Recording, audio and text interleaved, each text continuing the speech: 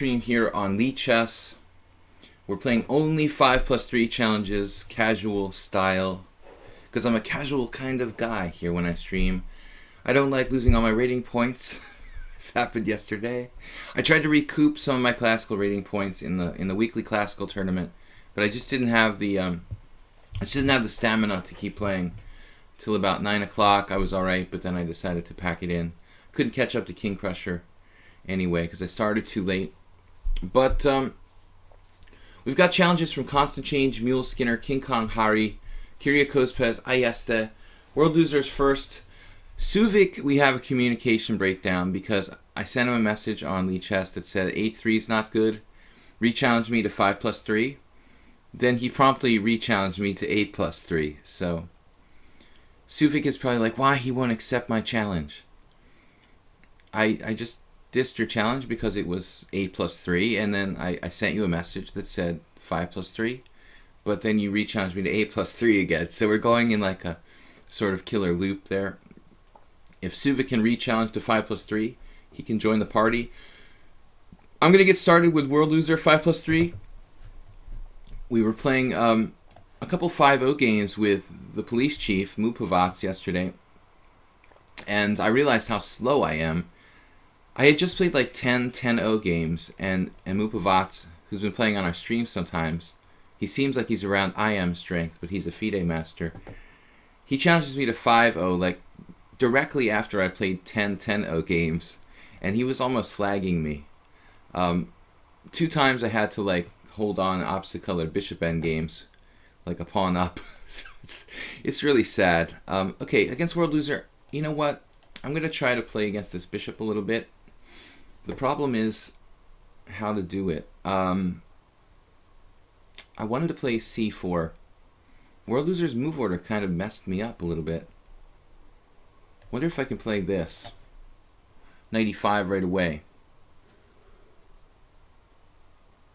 Okay, now he played e6, so it's like a very strange move order for the Catalan. But we may slowly, through the reverse order of moves a little bit, like reach a kind of normal Catalan type of position.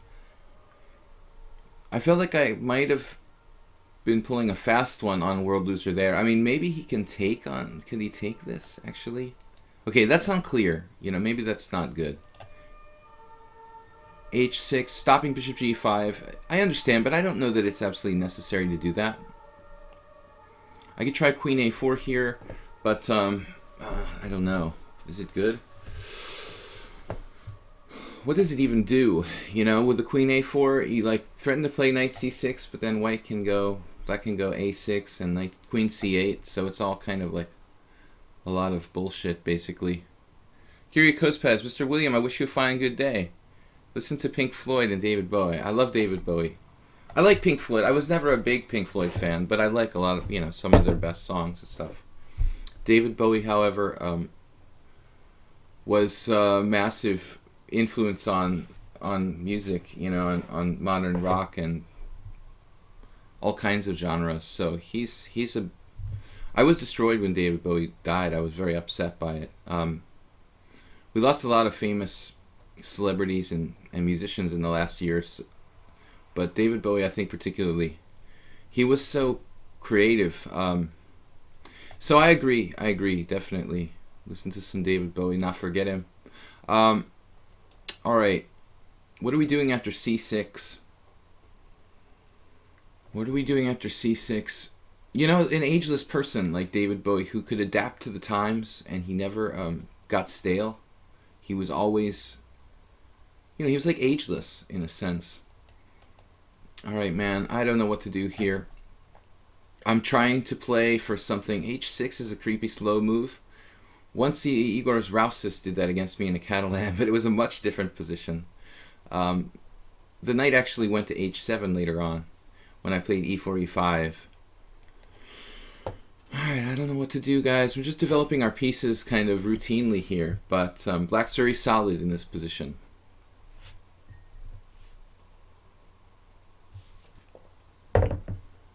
You know, speaking of music...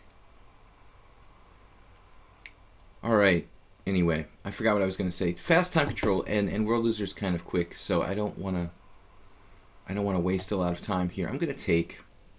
This is a little bit lame, but I'm the first one to the C file, so I thought maybe I can do something down there. The jury is out on this general concept, though. I'm not sure if I can do anything or not.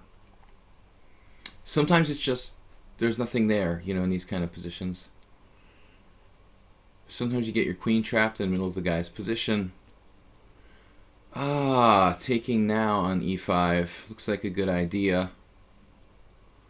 Bishop takes is kind of standard. Pawn takes is provocative and interesting, but I'm not really sure what I'm going to do there after the old a6. So I guess we don't have anything here. We're going to have to make something out of nothing, basically. Yep, that's the way it looks. We're going to have to make something out of nothing. Queen b3, preempting b5.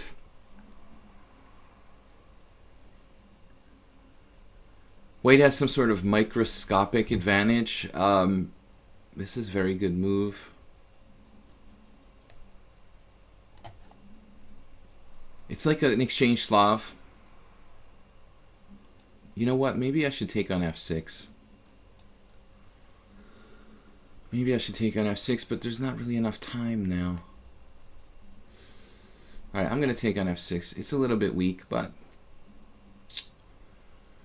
to be very, very safe, I have no bad pieces, and he doesn't have a knight like coming into the b6 and the c4. I mean, this happens a lot in the, if I could draw an arrow. My mouse, you know, I'm very reticent to buy a new mouse because this one works, but it's giving me troubles with the arrows. Good move, rook c4. This is not really what I was bargaining for when I played this. More than I bargained for. I want to break a4.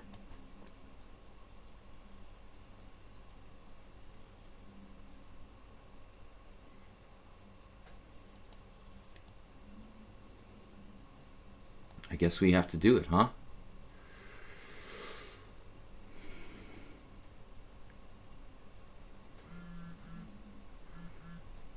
Just in the nick of time. The world loser is capable of playing a really good game of chess, but he's not the picture of consistency. The next Rapport. He really just needs to channel his best game, I think, you know. Maybe his focus isn't always there, like most of us. But sometimes I feel like he's got it, you know. Capable of playing this kind of game was good. The opening, not great. He doesn't know that much theory, neither do I. Actually, both of us were on our own here. Out of the gate. Okay, rook takes queen a5 kind of is a party killer, fun killer. It doesn't matter though. Rook takes queen a5, queen takes b7, it's like equal. Queen takes, followed by knight c5. I don't know, man. I don't have much here. I don't really know what my plan is. Try to avoid some exchanges or allow exchanges. Actually, he could just trade queens. I mean, rook takes queen a5 though. I just didn't like that. It's threatening to invade down there. This is a little bit different now. Maybe I could target the pawn on a6. I think he missed that. But it's still not decisive until knight d7. He has to play. So he didn't really have a good move there. He didn't really have a good move there. It was awkward. Queen c6, knight takes a6. He loses a pawn. Opposite color bishop and rook endgame would be kind of tricky, but I'm not overly thrilled with this game by me. We didn't really have too much. His bishop is bad, obviously. I guess queen c7. Does this actually do anything? I'm threatening... Yeah, I'm threatening something here. Welcome, guys. Axe Villager. Do I have theories on the best sausages? Senate challenges Mysterious Labyrinth. I hope it goes through. I love Hungarian music like Baros Lajos, Bongo Margit, many more. I think that's it.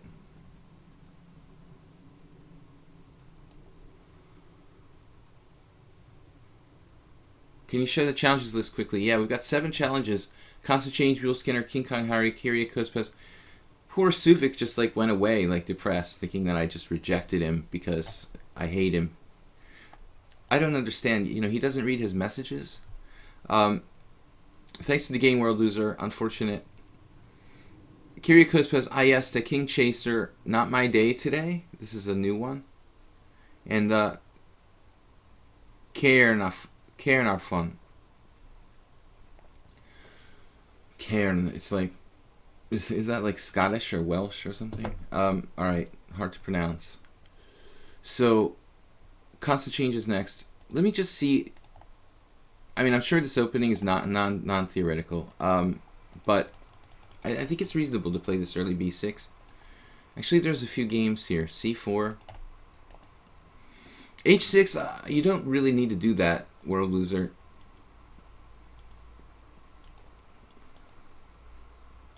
So it's equal according to the engine here. e4 may be my best chance, but that's kind of lame. This is lame as well. And this has got to be totally equal. Actually, the engine thinks you're a tiny bit better. After bishop takes e5, a6. So you played flawlessly. Now here maybe knight d7 with the idea of b5, knight b6. My only hope was to play b5, a4. He played b5 first. I take him off, and then it's equal. And where did you go wrong now? Everything's fine. Here you're like tiny bit worse when you blundered. Okay, let's go back. Constant Change is next. Suvik, where did you go? Mysterious Labyrinth was on the list. Cairn Fun is me. It's a Welsh name. Okay. My favorite castle in Wales. Alright, I thought it was Welsh or Scottish. I get them confused. I'm just an ignorant American living in Hungary. I wanted to say Welsh, honestly, but I was like, of course, unsure. So then I like covered my tracks by saying it could be Scottish too.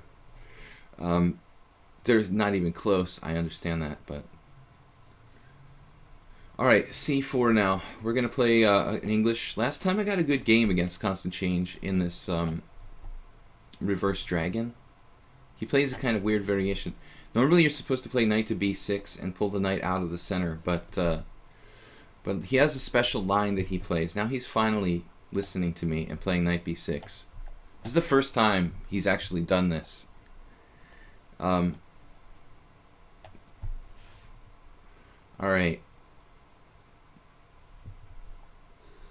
The first time he's actually drawn his knight away from the center. I mean, I understand Constant Change as being very principled in not pulling that strong knight away from the middle, but usually you need to do that to stop white from playing d4. And this is the first time in like 30 games from both colors in this type of structure where Constant Change has done this. The idea is to stop white from playing d4. And this is kind of like black's strong point in the position, the d4 square. Alright, so let's see. What is the main move now? Well, d4 anyway, probably. Probably I'm supposed to play like d4 anyway here. It's very simplifying, honestly. I mean, that's not my favorite theme, you know, just trading all the pieces. Knight a4, e4. Hope I'm not walking into some kind of trap. There's nothing for him there, though. The knight a4 is a standard idea with black in the... It's a standard idea with black. This is basically a dragon. A classical dragon with colors reversed. I've played a lot with black. If he plays e4, you know, it's a trick to try to win a piece or something. But I can just play knight e1, and his center becomes, like, overextended. There are other possibilities, but that's probably the best. Now he goes back to his favorite locale in the center. And we're playing what appears to be more or less like a reverse dragon. Now knight c5, knight takes e3, knight takes d8. Knight takes d1, knight takes e6. That looks kind of cool. Knight c5. Knight takes e3, knight takes e6. Although opposite color bishops doesn't look that convincing. He could just take back on e6. I take back on e3, and then play something like bishop c5, maybe? Unclear. I'm not really convinced by it. I mean, I think this is probably the normal move. It's been a while since I played this. I mean, if we play in the spirit of like the main line of the classical, knight c5 was interesting though, admittedly. Okay, now rook c1. This is, I guess, to reinforce the control of c5. Maybe try to set up, you know what? Sacrifices. Just think Petrosian. Plucro. Bishop f6 now. He seems a little bit like all over the map as far as plans go. But he's leaving my bishop out on c5, hanging out to dry, reinforcing this pawn, although his bishop is badly placed on f6. Okay, this is going to require some repositioning on my part, I guess.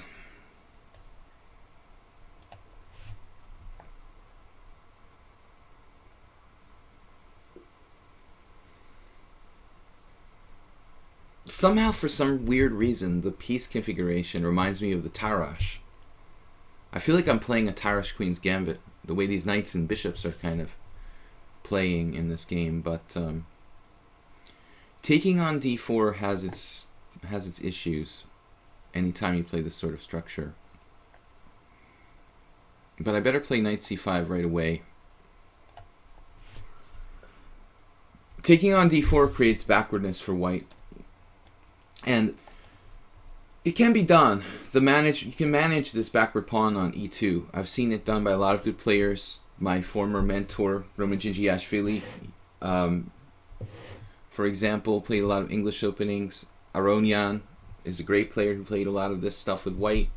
I remember back in the late 90s when Aronian was like 2,500. When I met him in Spain, he was playing almost every single game, like the white side of this type of English. And, of course, like Mihai Shuba, the Romanian grandmaster who's written so much about the English opening. So bishop c8, kicking him back. We're kicking him. I don't know, should we take on d4 and give him all kinds of play? I feel better about, playing e3 and not getting that backwardness, going on. This is how I would play with black in a normal dragon. Uh-oh. Alright, now, dude found knight b5, and that's not friendly, It's just not friendly to do that. So we've got to be a little bit careful now. I didn't plan on giving up my dark-squared bishop here, basically.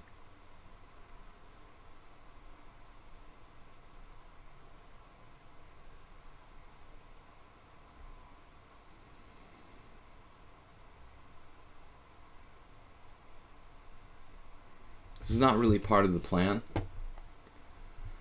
In general, the bishops are stronger than the knights. This knight on c5 is pretty powerful, but it can be kicked out. Now here we can consider taking with the pawn. This is a Scheveningen concept. Sometimes on the black side of the Scheveningen, you can actually get double pawns and use the open files, Benko style, beneficially. I think this is not a joke, actually. B takes A, and threatening knight takes b7 when it's hard to protect b6. ba, b6, but what do I do there? Knight takes e5 doesn't work. I had a crazy plan of ba, b6, knight takes e5, but he has rook takes e5, protecting his guy. So I guess we're just going to have to play this with a lame move.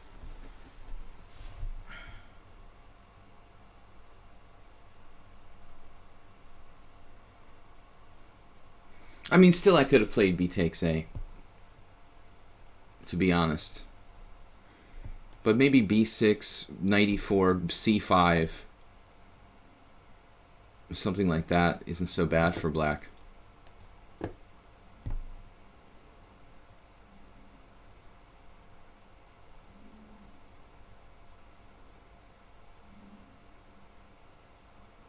I'd love to play b4, but I just don't know if I can pull it off. My queen seems a little bit misplaced here. b4, I think will just lead to weaknesses for me. Alright, let's just play it safe.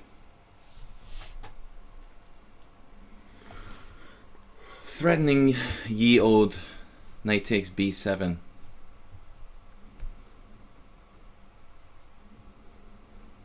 No bad pieces. Queen b6 is so solid.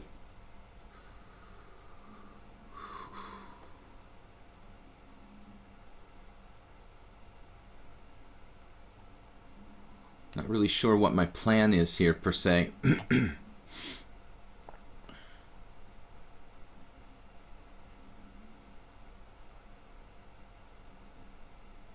I can reinforce my knight with d4 if necessary, but this is totally equal. Maybe the computer might even like black better because of, I don't know, the bishop pair. I'm not overly convinced by that. I don't think bishop g4 is really great.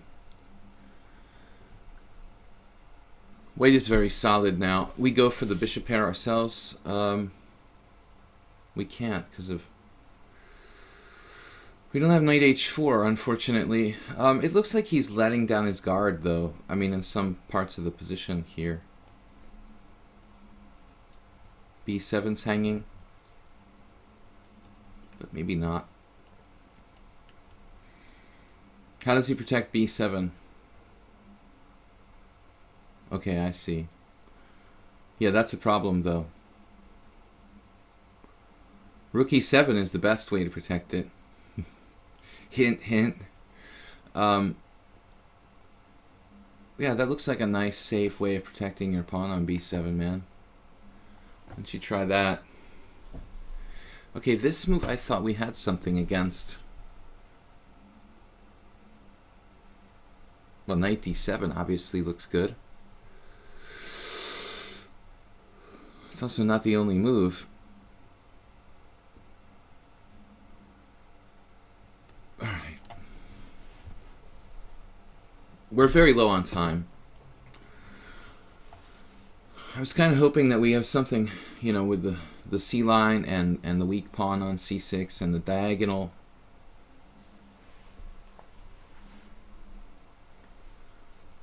At the very least, we can get one of his bishops, his crappy bishop on f6. That's not the one I wanted to get. Actually, we have a strong threat here of g4, g5, I think, and just winning his e5 pawn. That should be enough to secure a serious advantage. It was too provocative for him to play bishop g4, bishop h5. I guess g4, g5 just guarantees me something. I hope. I'm not sure even now.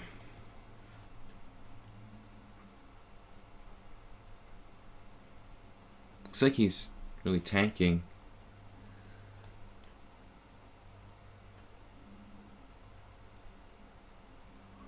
Okay, now the question is g5.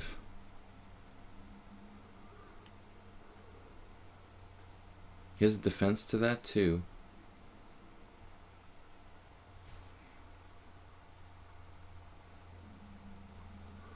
It doesn't appear we have anything clear. We go for the two bishops here. The two bishops. We got one bishop. He has two. Now he has one, and we might have one. Wow. Two. Do I have knight takes e5 followed by d4? It doesn't work. But it does work. This is a crazy idea.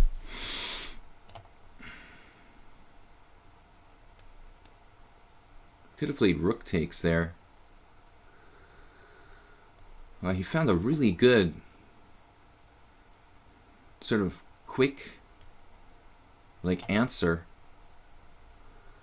Alright, we go with this pawn.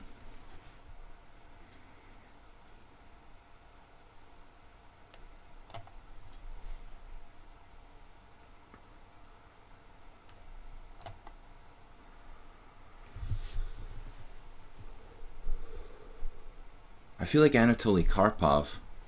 This is absolute minimalistic.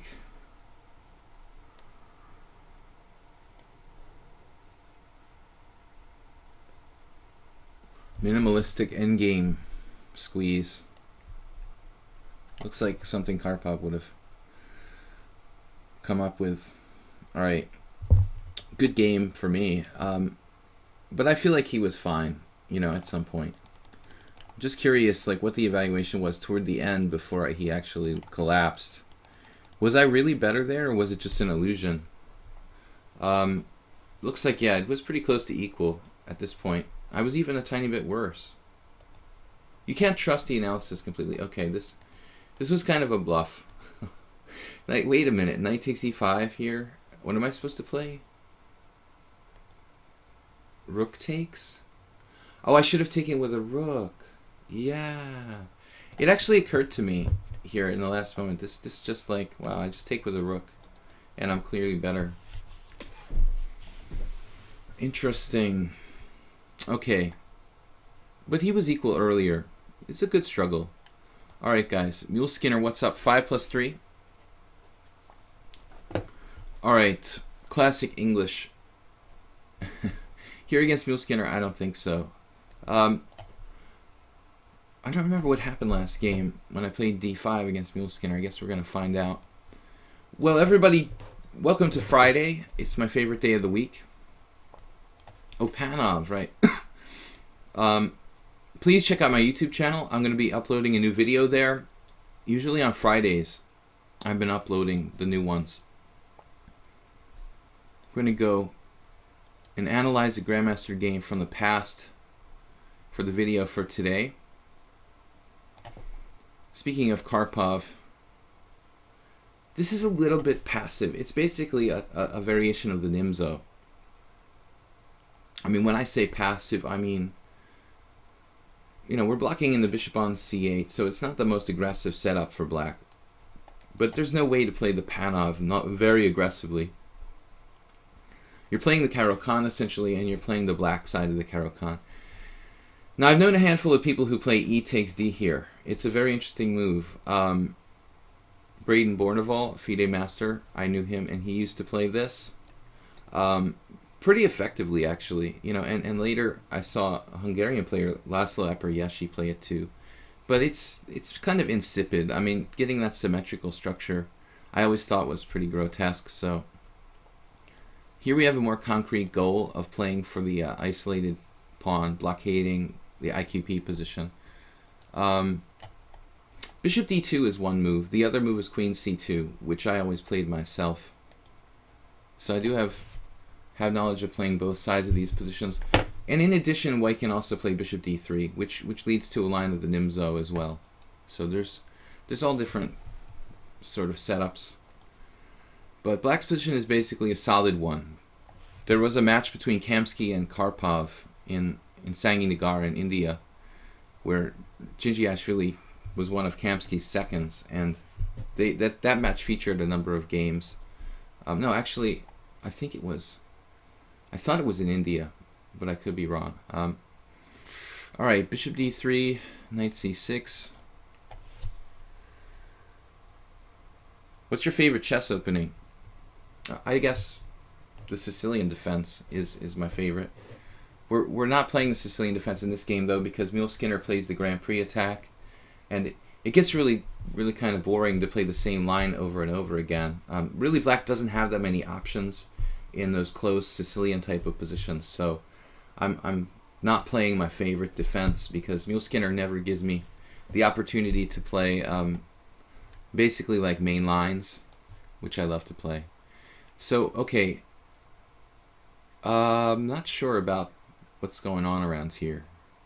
We're on the d4 pawn. I'm wasting a little bit of time. This is not black's only defensive setup. The other plan is bishop e7, bishop f6, which Karpov used, definitely. He's probably used both. Bishop e7, bishop f6 was played against me when I was white once. I remember having a hard time getting anything against Teddy Coleman, another FIDE master. Now here, where obviously this pawn is poisoned here on d4.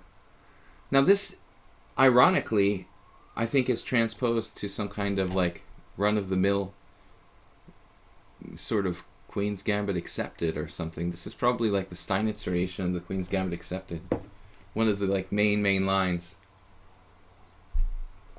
And most simple of all ways of playing the black side of the Queen's Gambit accepted. My friend Julian Estrada actually plays this variation for black. Speaking of whom, I didn't check the results of the Budapest Spring Festival. There's a really good tournament going on right here in Budapest now, which unfortunately I didn't play in because of other obligations. But I just reminded myself that it would be a good idea to...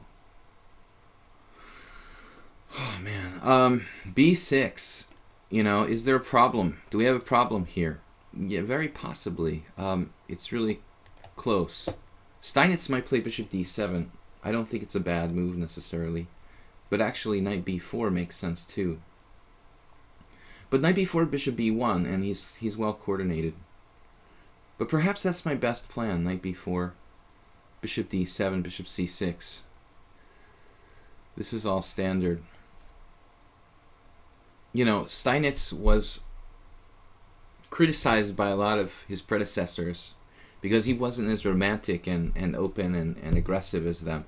He played a lot of very stodgy, sort of solid positions like this, for example. But, you know, he'd play like this with black and not create a single weakness. And I think there's a lot to be said for Steinitzian play. I mean, the guy was just... He understood strategic play extremely well. And the fundamental concept of not creating weaknesses in your position. It looks like Muleskinner knows what he's doing here. Now the question is, bishop c6 or rook c8? I think bishop c6 is better. Strengthening my blockade of d5. Also stopping him from playing the maneuver queen f3, queen h3, which could be very dangerous. I've definitely played this kind of position with white. I don't know if I've had this exact position on the board. More typically, I probably would play like rook e1, but I like his rook c1 because he actually tucked that bishop back on.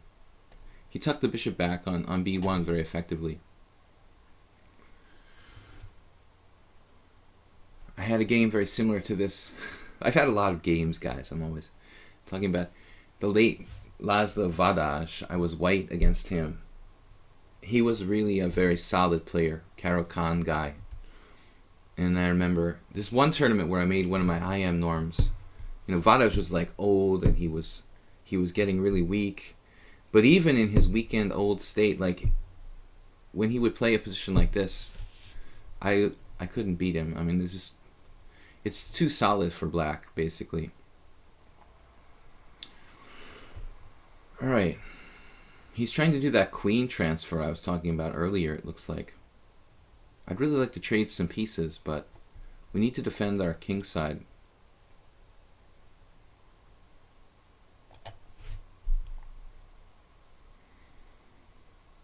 I'm not really happy about, you know, bishop h6, but at the same time, as long as he doesn't have this classic like bishop a4, I saw a lot of Laszlo Vadaj lose the exchange like that. I have too. Rook on e8, bishop on a4, bishop on h6. It's kind of a typical trap. I talked a while back, I was talking about Muleskinner. You know, it seems like he's gotten stronger as a player recently.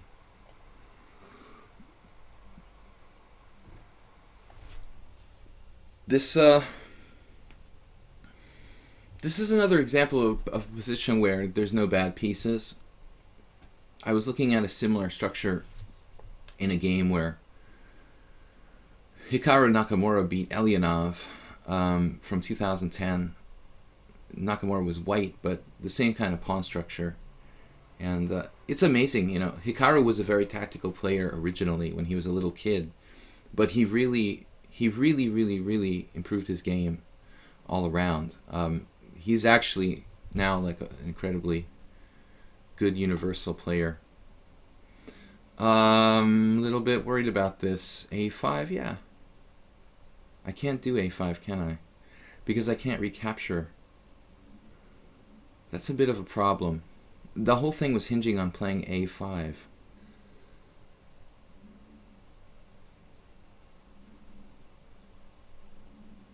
I guess we can take on C3 and play knight D5, trade bishops. If worse comes to worse.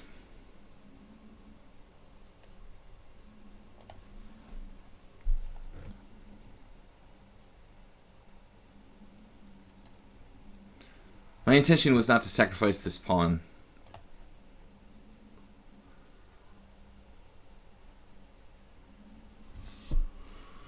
Alright, it looks like white might be a little bit better, but there's a lot of imbalance.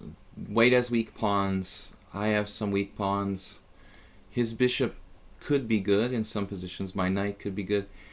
I do have some weaknesses around my king I have to be careful about. His queen and rook combination, basically. We have the time in our favor.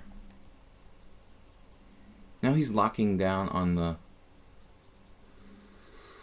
Locking down on this...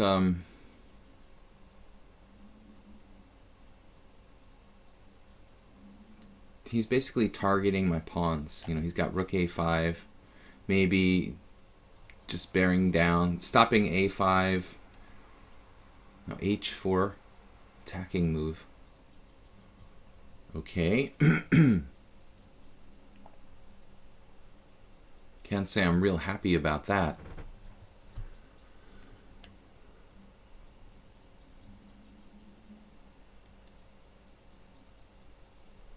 H4 is very weakening, but I can't allow him to just walk in there. I mean, H5. He did this in the other game too recently. I can't play that yet. We're going to have to play it very soon, though. I have to defend the dark squares with my queen.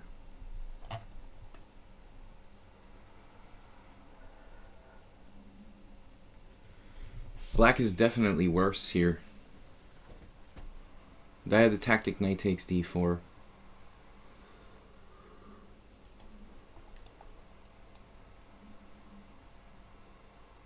I'm not really sure exactly what I was thinking. Something about just like giving away a pawn for nothing was my primary idea, I guess. Whew, this is going to be tough. We just lost a pawn for nothing. Mule Skinner didn't take it. Yeah, definitely not the best for him, I would say. Oh, he's aiming at that. Nice. Alright, man. He didn't take his free pawn.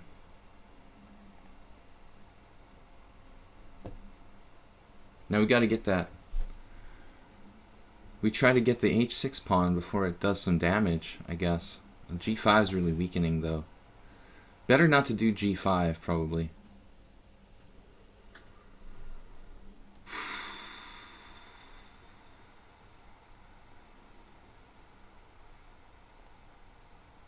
Can I hold that stupid C6 pawn?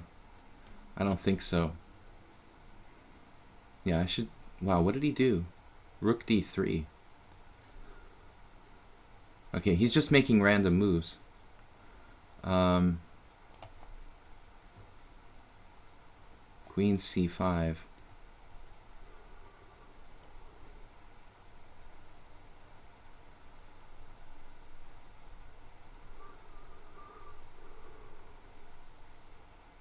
You're attacking my pawn? It's not nice. What? You get it anyway. Oh my goodness.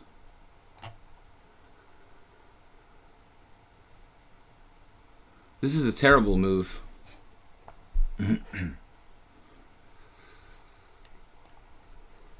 He had rook e3 there.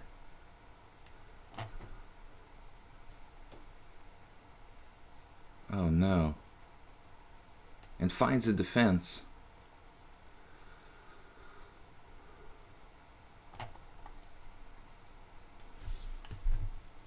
He's also gotten faster lately.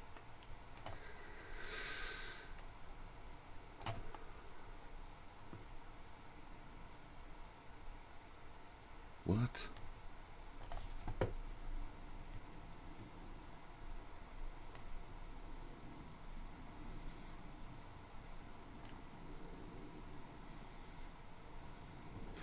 Unfortunately, my f-pawn is hanging.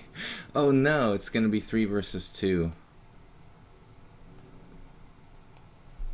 The classic rook ending.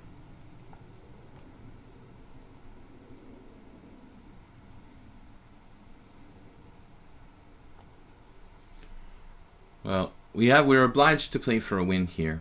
I can't just offer a draw.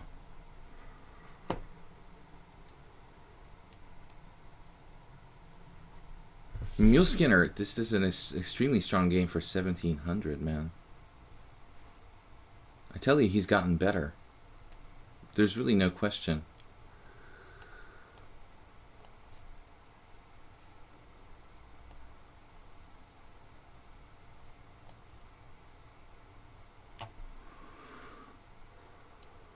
All right.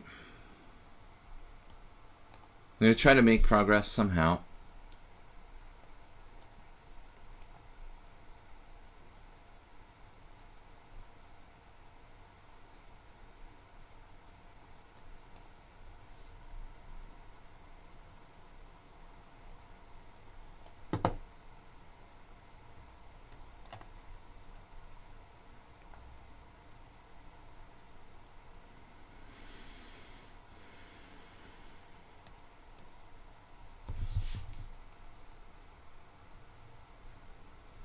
This is objectively a complete draw.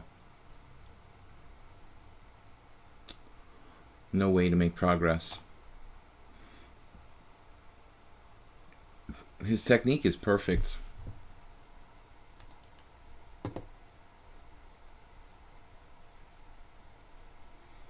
I don't think there's going to be a lot of center pawn loss, except for the fact that he didn't take my pawn.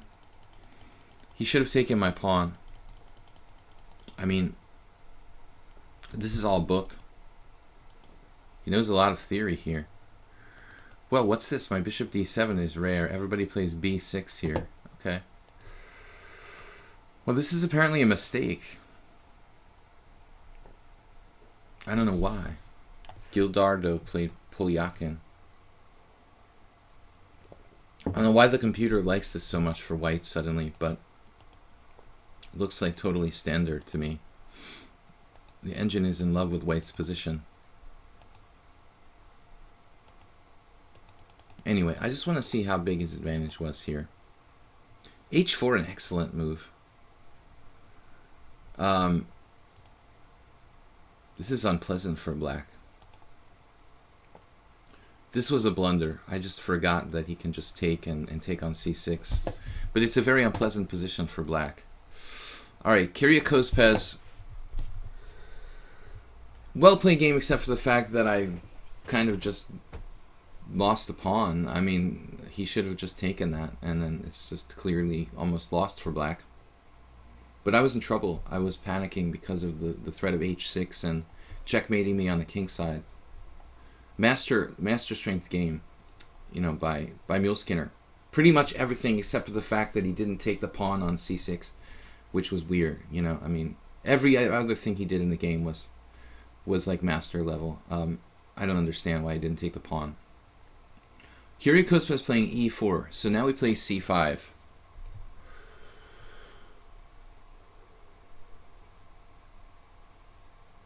Black should never win with 3 against 2 in any kind of normal situation. I mean, it's always supposed to be a draw. 4 against 3 is pretty complicated, you know, and there's a lot more going on there. But 3 against 2, if there's no pawn weaknesses, you know, if there's like somebody has an isolated pawn or the pawns are separated, I mean, or there's a doubled pawn, that definitely factors into it. But if it's just healthy pawns, it's always a draw. But he defended very well, like putting his rook behind on h8. I was basically like in zugzwang there. I mean, I had to just repeat moves. In zugzwang in the sense that I can't improve my position. It's not really zugzwang. In zugzwang you have to make a move that, well, I have to lose a pawn or just repeat moves, you know.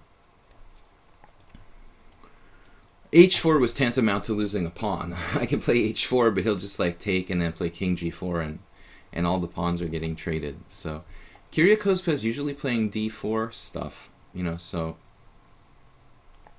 I'm interested in playing the Sicilian against someone who doesn't typically play e4. This is a Scheveningen. Scheveningen. He knows the line, though. But you never know. Maybe Kyrgios has played e4 for 20 years, and then he switched. I don't know how old he is, but you know, you never know. Just because someone played 30 games against you with d4 doesn't mean they didn't used to play e4. There's no way of knowing. Okay, guys. So this is actually a pretty standard variation. King h1. I guess they could play bishop f3 here, or bishop e3, or knight b3, or a4. So you have a whole myriad of variations for white. All those moves look reasonable to me. This is my first real opening for black. And now queen c7 or bishop d7. I'm not sure. I guess queen c7 I like better. That bishop sometimes on d7. Yeah, I used to play a line here, bishop f3, rook d8 with black. No, what am I thinking of? Maybe a4, rook d8, bishop f3, knight e5. I don't know who first invented rook d8. It was mentioned by Kasparov and Nikitin in a 1985 book. Actually, it's like the Bible of the Scheveningen. This move, rook d8. Typically, the rook goes to e8 in these type of positions. I think I lost to Alonso Zapata once. I haven't played too many strong players with black. It was long ago that I played this line for black, back in the early days.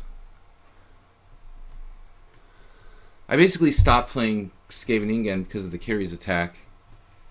Basically, you're playing in real life and not virtual. What are you guys talking about? Mule Skinner, it's getting hard to beat you in the Panov there. It looks like you've been doing some work. I don't know what I'm gonna do now. You know, that's the most open position I can get against you, but you're handling it quite well. Okay, so this is all theory.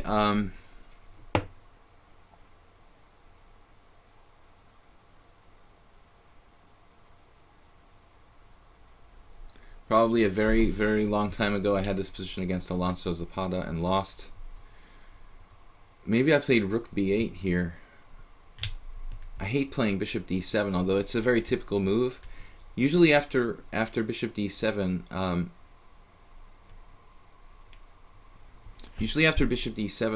knight goes to b3, and then the bishop is sort of looking pretty silly on d7. But there's a definite threat on this diagonal, thus rook b8.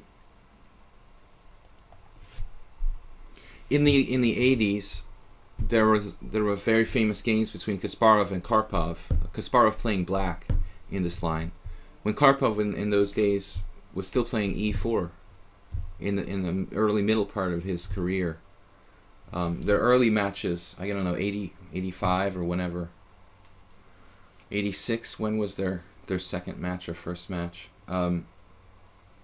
Before I really even got into chess, when I was just starting to get into chess, basically. Tons and tons of Scheveningen battles for the world championship between Karpov and Kasparov. Laz Hazior says, I wish OTB was popular in my area. Yeah, I have like one student, you know, that lives in a kind of not really, you know, heavily populated area, and you know, he doesn't really play over the board, and I was trying to tell him that you really need to play over the board. I mean, it's okay, you can definitely improve playing online, but I mean, it's hard to get long games online. It's not the same as playing with a two-dimensional, I mean, a three-dimensional board. Plus, you know, over the board, hopefully nobody's cheating. Okay, guys, this is a bad move by Kyrgios Pez. Just bad. I mean, knight takes c6, particularly in this situation where my rook just went to b8, and my rook is now marauding along the b file. That's what he should never do, knight takes c6 in these structures, but especially after rook b8. White should play here probably like knight b3, with the idea of fixing my my pawns with a5. And I have a little bit of a problem there. In fact, I'm not really sure what I play after that. I guess I have to play like knight a5. But I was disturbed by knight a5, knight takes a5, queen takes a5, bishop a7, rook a8, and then maybe like bishop d4. Gaining like half a tempo for white, I don't know.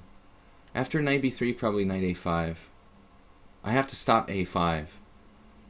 I'm not sure about this rook b8 move, you know. It's been a long time since I played this, and I'm not certain that's the best move. I mean, I'm pretty sure bishop d7, knight b3 is probably main line. I'm pretty sure I lost to Alonso Zapata too. I was just like, I'm not sure I was even a FIDE master yet when I lost that game. But he's a really good player in the Sicilian. He once beat Anand in the Petrov in 7 moves. Colombian Grandmaster. a5. Alright. Well, the pawn's just hanging, man, on b2. Now, we could sack an exchange. I have no problems with rook takes b6. But we have to think about it. I mean, you know, I don't like to be Santa Claus unless I have to, you know, so it's not necessarily good to just give away material for the fun of it. It would simplify my situation to some degree, though. My rook can get trapped on b2. My queen has to go to an awkward square. So there's a real strong selling point to giving up this exchange. I have enough material, 2 pawns. Alright. Otherwise, knight a4 is coming. I mean, but there are some problems here. You know, my position is not utopia. The problems include this bad bishop on c8. Mostly. I hate this bishop. That's the biggest problem. Bang, we've got this.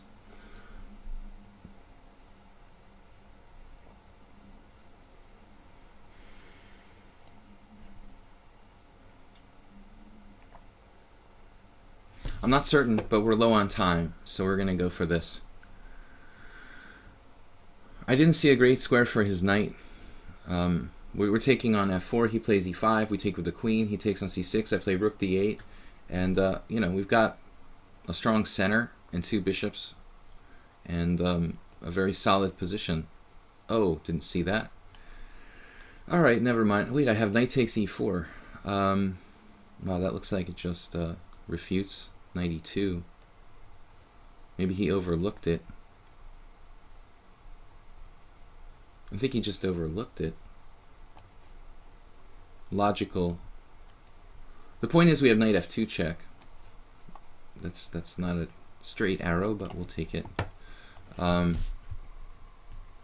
This is practically winning for black now. 3 pawns for the exchange and 2 bishops. Bishop b6, d8, whatever. Get him out of there before he does any damage.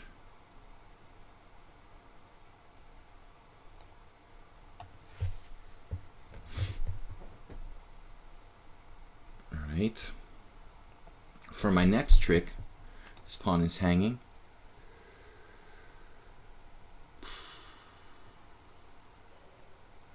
Guess there's something to be said for just d5. I hate that move. I hate the move d5. It's inflexible. It weakens certain squares. What do? We go back? Maybe we should go back.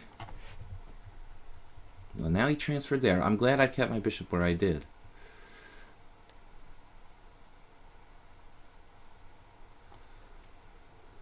All right. Yep. Well, anyway, g6. We could play bishop f8 as well, if necessary. He's got the roving queen. I don't know. He's just sort of playing like Muhammad Ali. All right.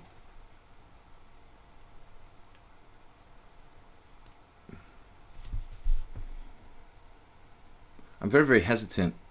I want to be careful here. All right, queen c6. Oh no, that's a problem. Queen c6, f5. We don't want to let that happen. My bishop's not protected on e7.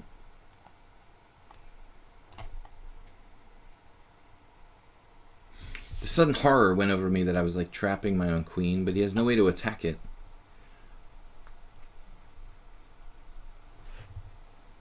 f4 was just hanging. I could have taken it.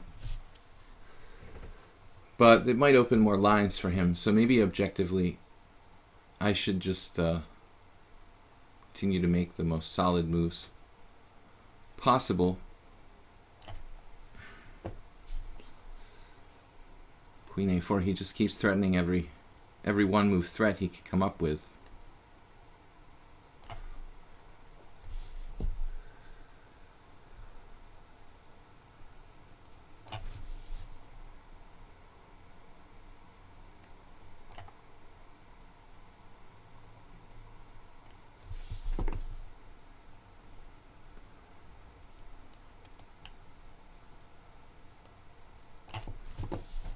We got some coordination going on.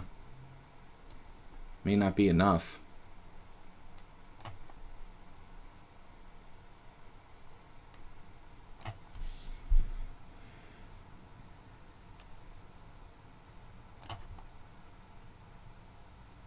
I should have just traded.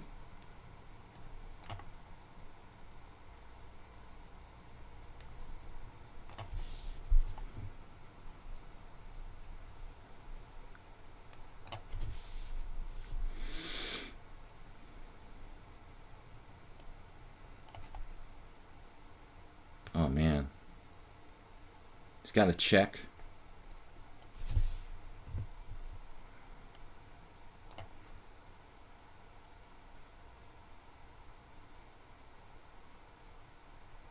He's out for blood here, though.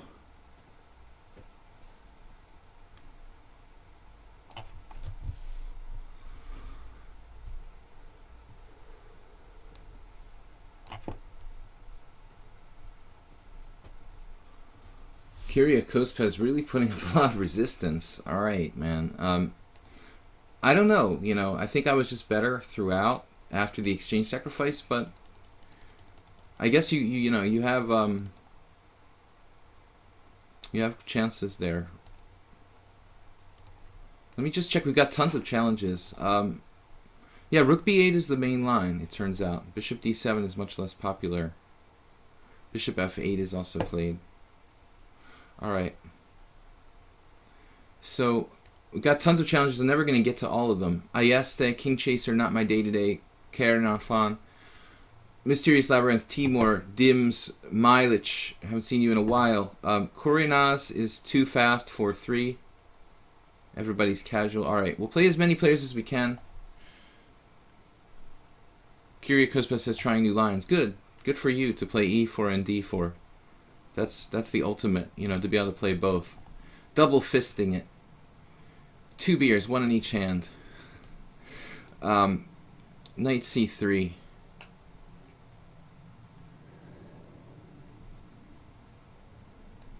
I feel safest playing knight f3 and c4. The flank openings are less theoretical and also, allow my technique, to be more the determining factor in winning or losing, rather than pure opening theory, which isn't really my speciality. This is a very important line for the symmetrical English. I think that black can equalize. But if white really knows what he's doing, like John Watson or John Donaldson or something like that, some English opening guru, author, black has to be very precise. I'm not quite as well versed as those guys on the perfect moves for white. But this is main line. I have nothing special I can do here. I mean, typically they would have played d6 probably first. Shouldn't really matter. So I remember years ago there was a recommendation by John Watson in a book of rook d1, but I never really found that move to be that effective. Everything's been tried here, every kind of aggressive move like bishop g5, queen h4. Nothing special really. The best white has is just queen d3. And this is not an exciting line for black. It's basically very solid. Ayeste seems to know openings very well. I noticed that in our previous games. He seems to know theory extremely well. He's played very, very solidly. Rook b8 here. There's even this gambit with bishop e6 black in play, I think. This is really interesting. In fact, played between Watson and Donaldson in the game, ironically. Then they submitted it to ECO with hundreds of pages of analysis. But it's safer not to sack the pawn right away. It's not necessary for black to sack the pawn right away.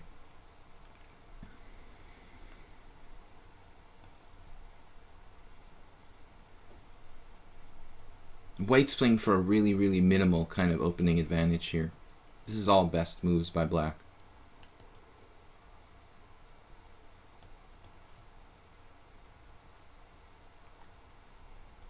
I'm not sure if queen d7 is the main move or not. I think I've kind of run out of memorized theory, but probably that's the main move too.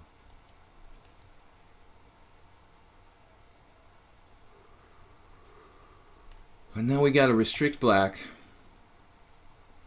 to stop b5.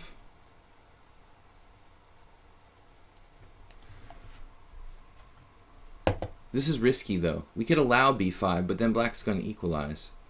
So I feel like this might be the only way to really try to stop black from freeing his position. But it's going to require defending the b3 pawn, and the game shall become pretty,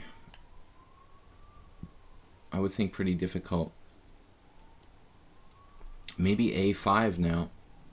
That will allow him to break out with maybe the b pawn though. So let's just continue developing here. I'm not sure this is best or not, but I don't know, man. You seem really, really knowledgeable, very knowledgeable in opening theory. Very few players in the stream know this much theory, to go 15 moves deep into the main line of the English symmetrical.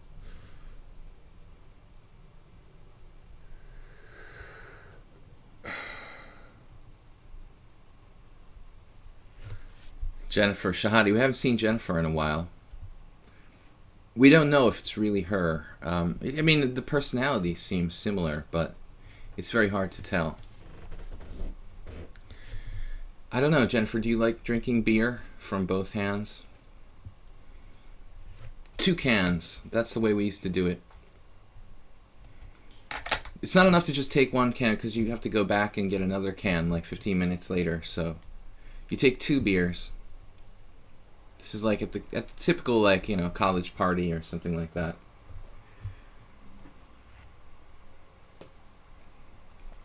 It doesn't have a sense to get 1 beer and then have to go back 5 minutes later, right? I mean, if you've ever been to a beer garden in Europe It's the same kind of thing. There's like a really long line, and you know, it's hot. It's the summer. You know, you're drinking a beer, but you're waiting in line for like 10 minutes to get your beer, and like, you know, get 2 beers, right? One for each hand. It doesn't have a sense to get one and then like be thirsty 5 minutes later. 2 bears. Bears is another thing. Bears is absolutely another thing. I guess they're hesitating. He who hesitates is lost. That's not right. Why do you go here and then move back? I think that he has to find... There's actually a problem with his setup, though, I realized. Well, it's not really a problem. I mean, he does lose this maneuver, knight d7 with the queen on d7, but he has also knight g4 and knight g4, knight e5, you know, and going over to the queen side probably. He also has bishop f5, which is very, very interesting. Possibly, you know, inducing e4 is a good thing for black to create more weaknesses in my position. So I think he just hesitated there in a position where it's just not really necessary to hesitate. But anyway, here we are. I still don't have a clear plan, and I've been thinking about a5, wanting to play a5, but I'm not real sold on it. Maybe my bishop goes to e3 now? Yeah. Maybe. I don't know. I kind of like it on d2 because it's helping me to play a5, but we're running out of time now. The 2 bears. Isn't that a fairy tale? All right, let's do it. I mean, I'm getting low on time. We're just going to have to do something here. We're trying to freeze him on the queen side, restrict him, and then advance this sort of pseudo trash compactor queen side pawns. Trash compactor is something I borrowed from the Najdorf when white has like c4, b4, a5, d5. It's not really. This is just like a part of a trash compactor, basically. But he's getting passive, you know. Why is he getting so passive here? He knows the opening, but he doesn't know what to do after that. Still, he's solid. Bishop e3. What's next? I'm not really sure what to do here. He's going to play knight d7 next. Bishop e3 just allows... never mind. Alright. We're down to 1:21. I don't know. This pawn now is a little bit lonely on a5 without my bishop on d2 to protect it. He goes bishop f5, a timely move. We're going to hide over here. That's alright. Queenside space advantage. Jennifer.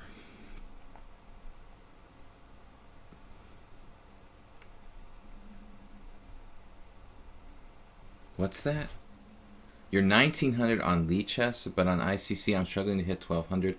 Okay, that sounds a little bit like weird. I mean, I understand like on FICS or something, the ratings are really deflated. On ICC, come on. I mean, what are you talking about? Like the 5-minute chess pool or something? Not the normal ratings on ICC. I mean, the normal ratings on ICC probably aren't that much different from Lichess. I guess they used to be more inflated, but there's hardly any players on ICC now. I don't know. I don't play there anymore. There's some strong players. If you're a master, I guess it's not bad, you know, because there's a lot of title players playing there, but not many others. I think they should change their business model to like a free site. Alright, the trash compactor is on the way. This semi-trash compactor. But basically we're trying to create a... These bishops are ushering in a a new dawn for my queen side. Let's go. He's defending really well, though. We just go knight b6 anyway. Getting low on time.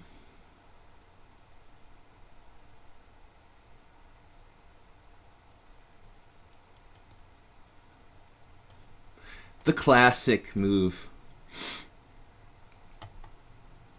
Bishop a7. Just gaining a little bit of space on that guy. Pushing him off to a8. We have some kind of minimal advantage here, but Ayeste is very solid. I feel a little bit torn about trading this bishop. In a regular Marazzi, where my bishop on g2 was obstructed by the e4 pawn, this would be a definite no-no, like trading dark square bishops. But I think here, you know, as long as I've got a good b on g2, it's not that bad necessarily for me to trade this. Notice the b7 pawn. I mean, that's very unpleasant for him, you know.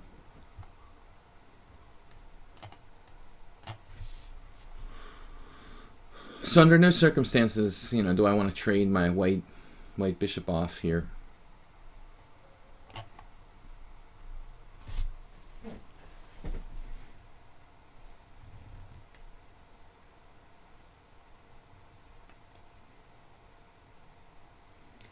You could try to play on both sides.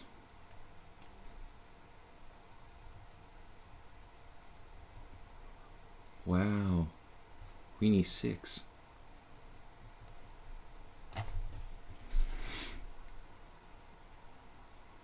Okay, I don't care about the e2 pawn. Ayeste plays really well. I like the way you play. He's got a really good sense for the game.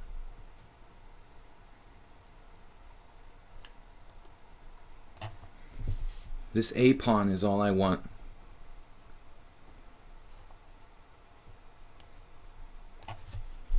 Is my queen trapped yet?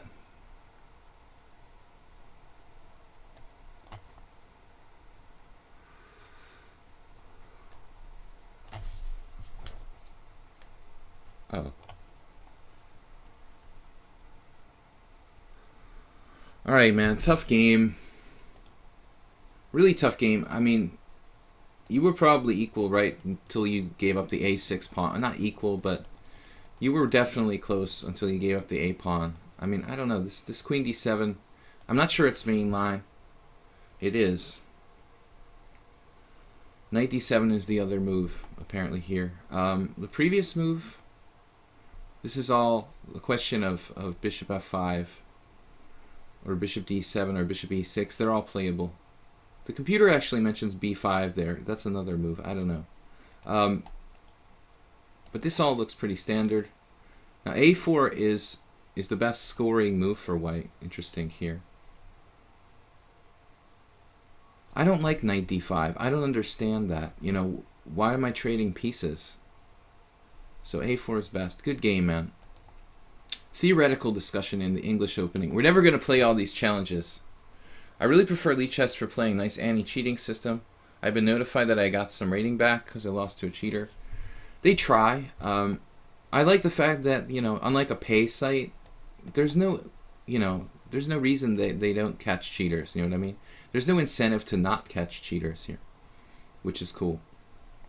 Not my day-to-day. Let's play b6. You know, that was enough symmetrical Englishes for 1/2 hour period. I like to play this. It's very dynamic, hyper modern. It transposes to the English defense.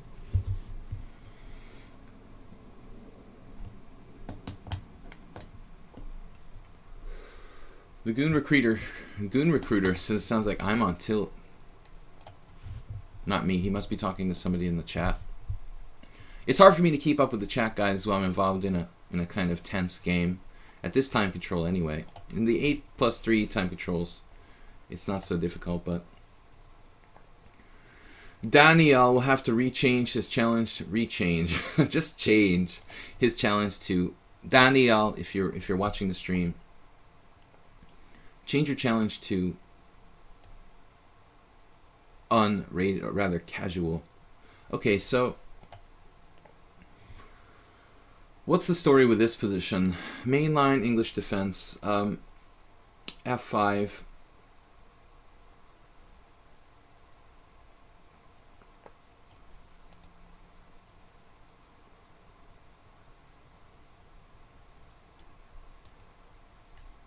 So here, actually, why am I having strange hallucinations about this position? I don't know. Anyway, I don't play the English defense all that frequently lately. So sometimes I'm getting a little foggy on the correct continuations. But now knight h6, I think it looks good. We can play queen h4 check, inducing h3 or g3, and then like queen h5 or something. One thing I don't like is like allowing white to take here and ever having to take back. Don't ever do that. If you play the English defense, it's not really a good structure for black. If they take on f5, our intention is to continue to play gambit style, more or less, not recapture the material there. If I take on e4, he has bishop takes e4, which kind of kills the fun here. So I think I have to play aggressively now. I mean, maybe knight c6 is a move, attacking his central pawn. It doesn't look all that fantastic, but actually it's not bad. Take knight c6, let's say knight e2. Knight c6, knight e2, take on e4. I mean, that's probably a main line. If he takes on f5, I take on d4. That looks pretty okay for black. Alright, let's do this.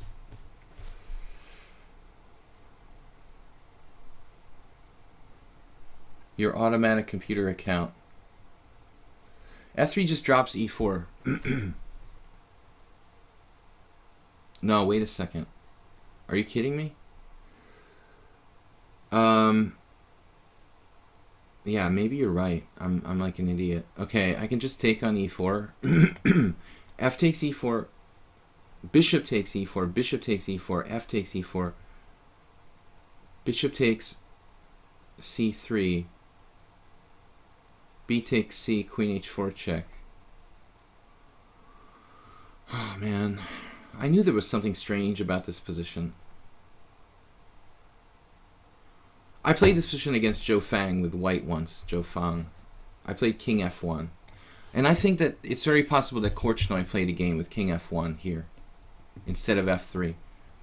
I won with white in this position. I remember now. King f1.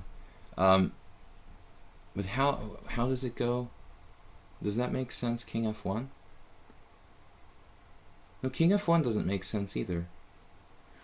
Not in this position. I'm confusing lines somehow. Yeah, king f1 had to be with the queen on h4. No. This is not this position.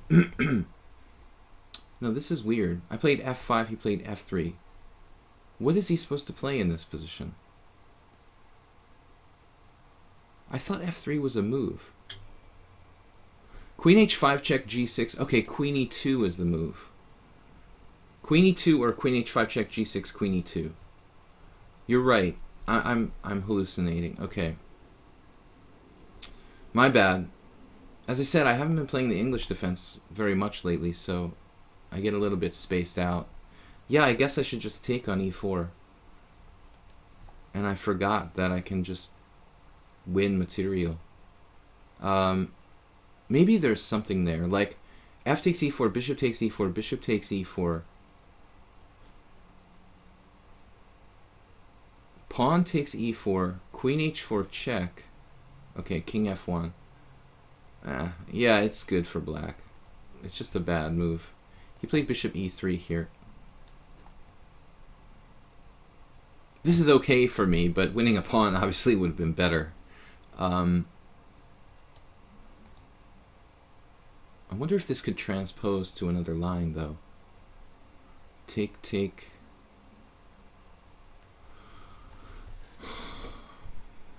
Yeah, it may be a big mistake by me, actually. Knight f6, or pawn takes, knight f6. And then he's got e5, and I've got problems. So it looks like I screwed myself, basically. Well, we have another way of playing, I guess. We have another way of playing. But, I mean, I messed up. Who was it that said that?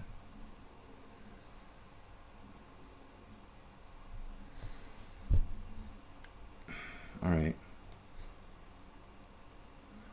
This is bad. I made a mistake. He's 833 in classical, but 1900 in bullet. That makes sense, of course. Seriously? Not my day-to-day? 1900 in bullet and 833 in classical. So your 5-year-old child is playing classical while you're playing bullet. Or you're Dr. Jekyll and Mr. Hyde. I understand. Usually it's the other way around. They're like 1900 in classical and 800 in bullet.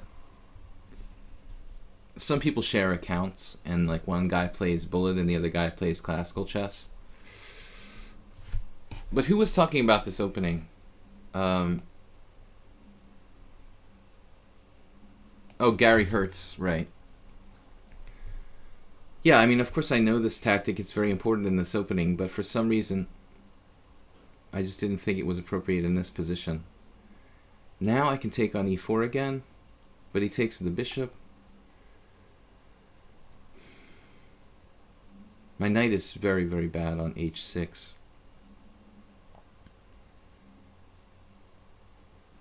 I should castle first. Alright, let's castle first. I don't like classic, just lose for fun. Yeah, I love losing. It's my favorite pastime too. It's funny, we have that in common. But, interesting theory. I just lose for fun. Yeah, I like to lose the longer games for fun. That way I get to waste more time. Take the bullet game seriously.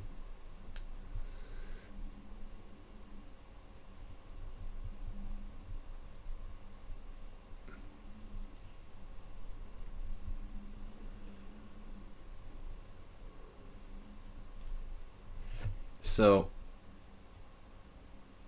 well, the plan now is, anytime he takes on h6, I'm playing queen h4 check, for those of you who are terrified that I'm ruining my pawn structure. And we've got pawn takes pawn,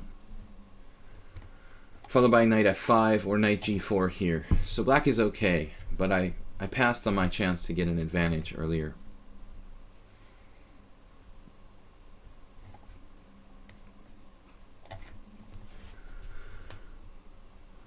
I have no clue if it's better to I have no clue if it's better to trade rooks first. Ooh, rook takes. Okay, this is probably self-immolation. Defenestration.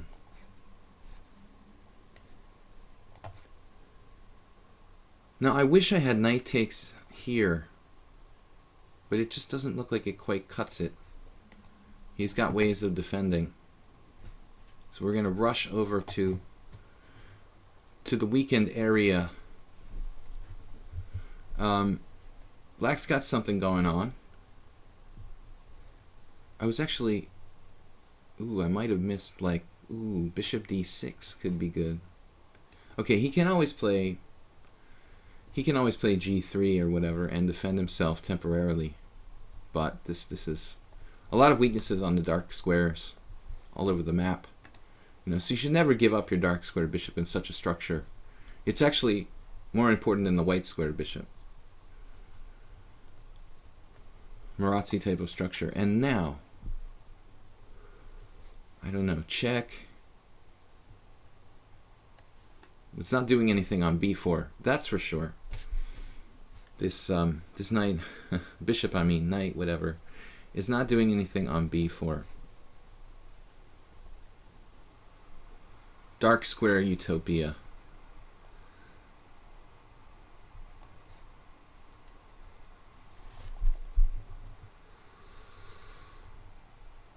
Yeah, I think that's going to be forced mate. Well, he has h3 technically. It's not really forced mate. He's losing his queen and all the other stuff. Alright, not my day-to-day. Just to show you guys what we were talking about in the opening, I made a terrible mistake. This is fine and normal, but now he has to play like d5 is bad. That was discussed by Mihai Suba in his book, Dynamic Chess Strategy. Queen h5 check, inducing g6 is probably the best. Queen e2 is standard. But this f3 was played, and now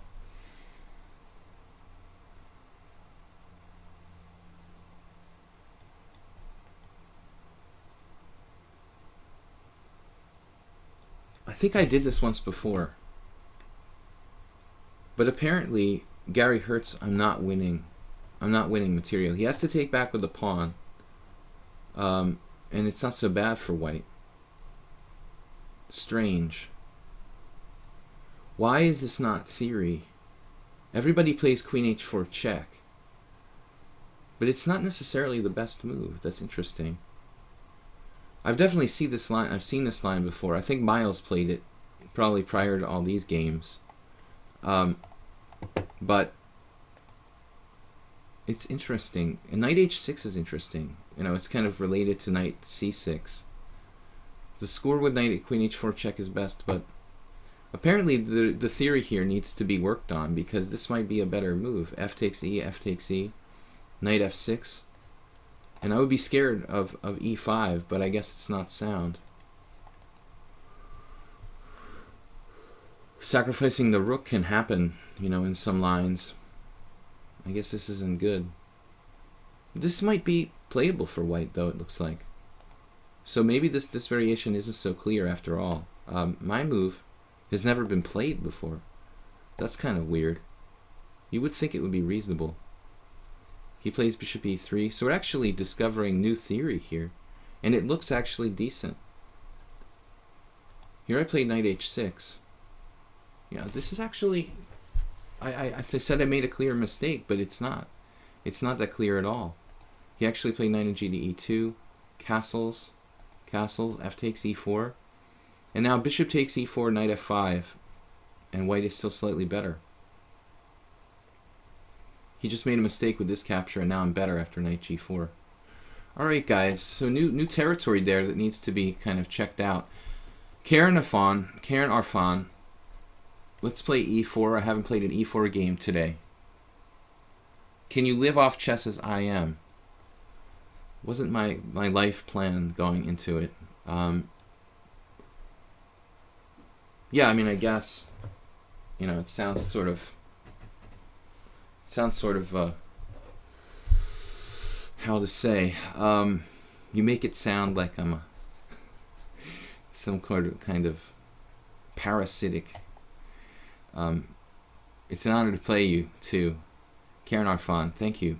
All right, Open Sicilian it is. You know, no, I mean, making a living as a chess player is really difficult. You know, I played poker for 6 years, and that's dried up. So I'm back to chess, full time now. G6. What's this about? It's a normal knight takes c6. I had the feeling I played this with black against Kudrin and Emil Anka once. I drew against Anka and lost against Kudrin, of course.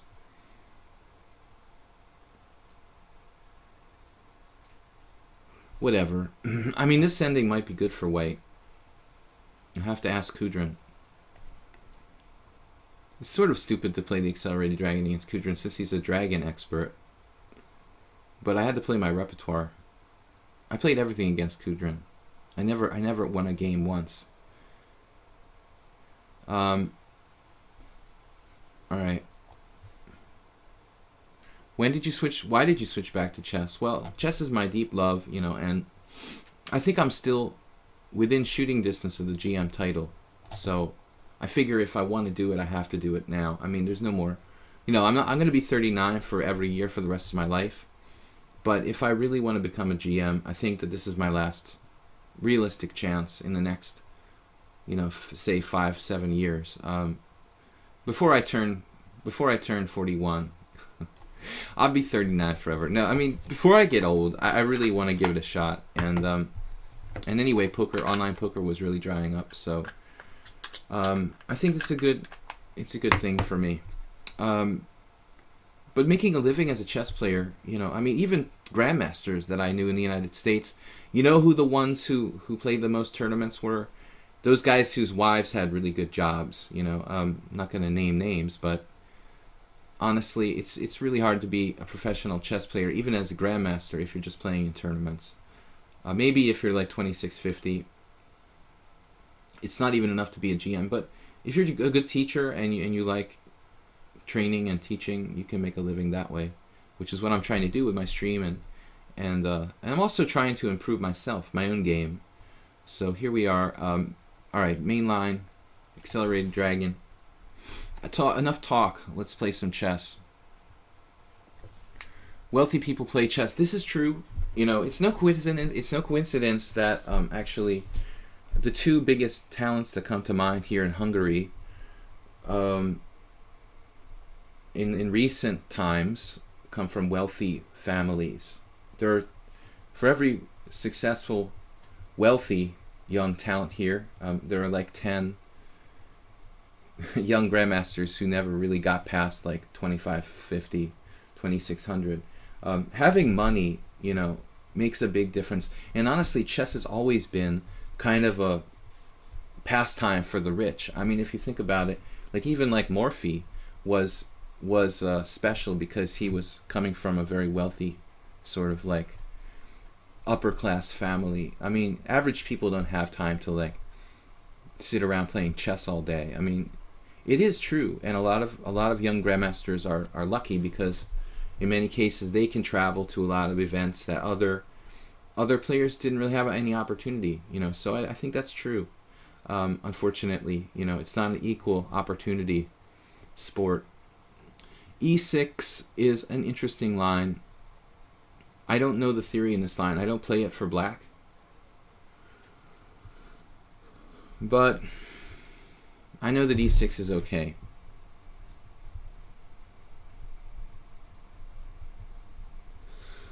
You know, you're going to see a lot more successful players who are wealthy than are not wealthy. And it's the same thing in poker, too. I mean, if you have a lot of money, it's a lot easier to win more. You know, it's like investing. I mean, if you have no money as an investor, it's going to be a little hard to make millions. But if you have a lot of money to invest with, and it applies to everything, unfortunately. So rook e8, wow. This looks pretty extreme. He's like trying to sucker me into knight b5, and then he goes d5. I mean, am I seeing ghosts here, or is this for real? Maybe just f4 now.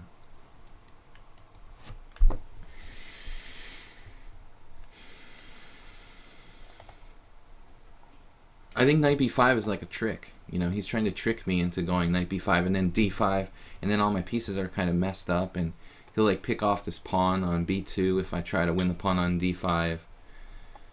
So I'm not going to fall for that. We're going to play more of like a kind of classical French type of structure if he plays d5. I mean, it's possible, it's likely that Karen Arfan, he's not following book. You know, rook e8 is just a kind of principled move that he came up with over the board. But I don't play e6 for black, so I don't know the theory real well. I never liked the weaknesses it creates in the structure, but I'm sure that it's a playable variation for black. Get a Tarash Queen's Gambit type of structure, isolated pawn, playable. We've got the sunlight glaring in. Wait a second. Oh, man.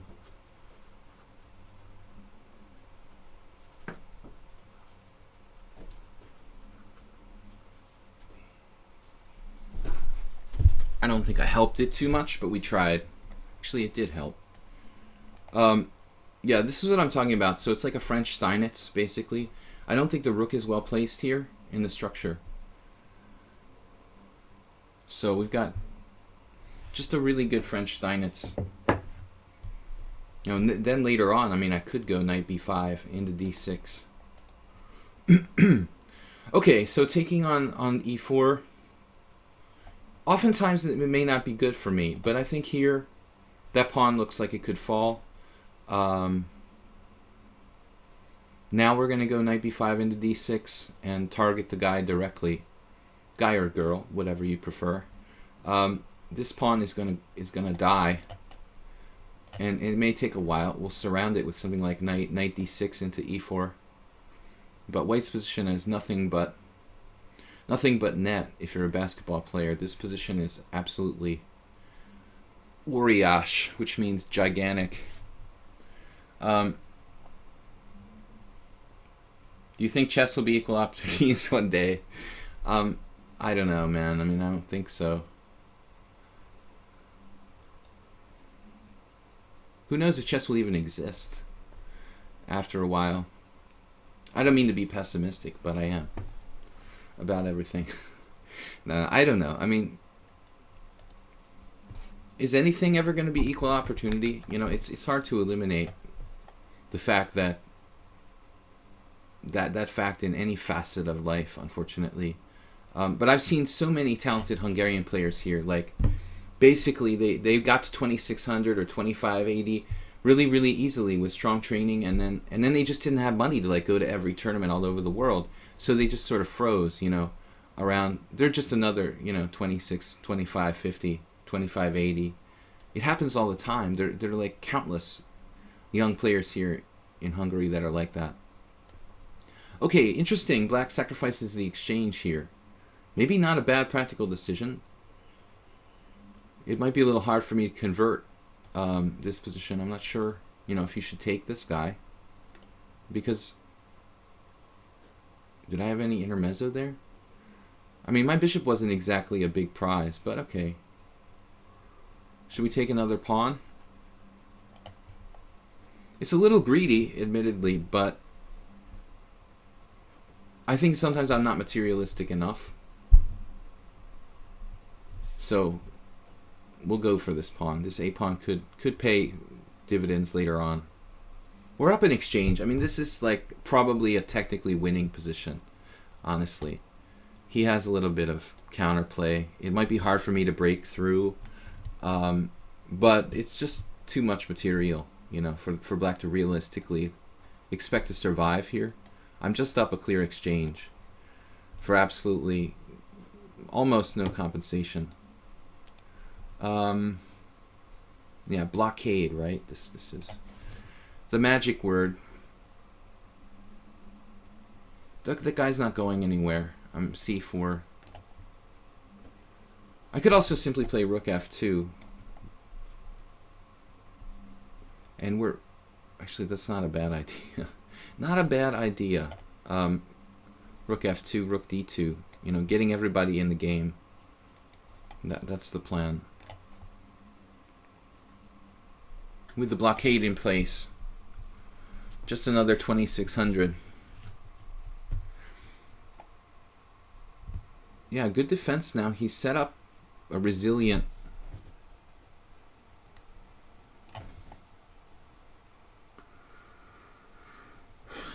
Looks like this kind of breaks through.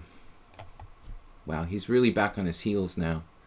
And these pawns will kill.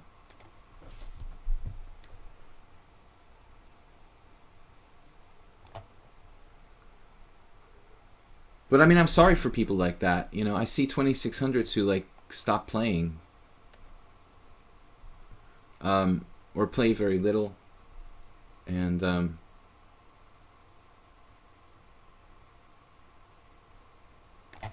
We need to set up a mating attack. Blockade has been lifted. Of course, I could actually play like rook d8 check here and win an opposite color bishop ending. Rook takes e7. Takes check there. That looks kind of devastating.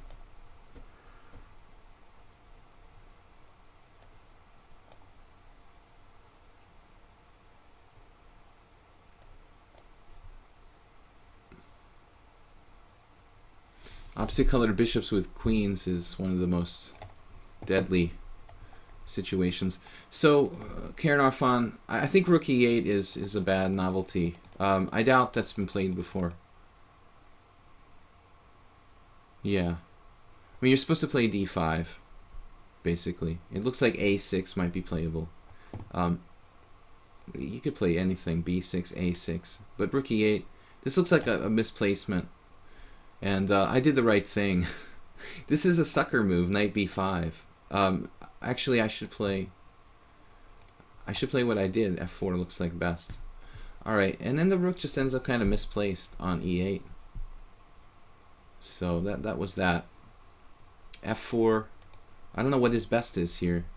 Trading pieces, knight g4. Maybe simplifying with knight g4. All right. We've got 6 challenges still. Mysterious Labyrinth, Timur Milic, Self-Service.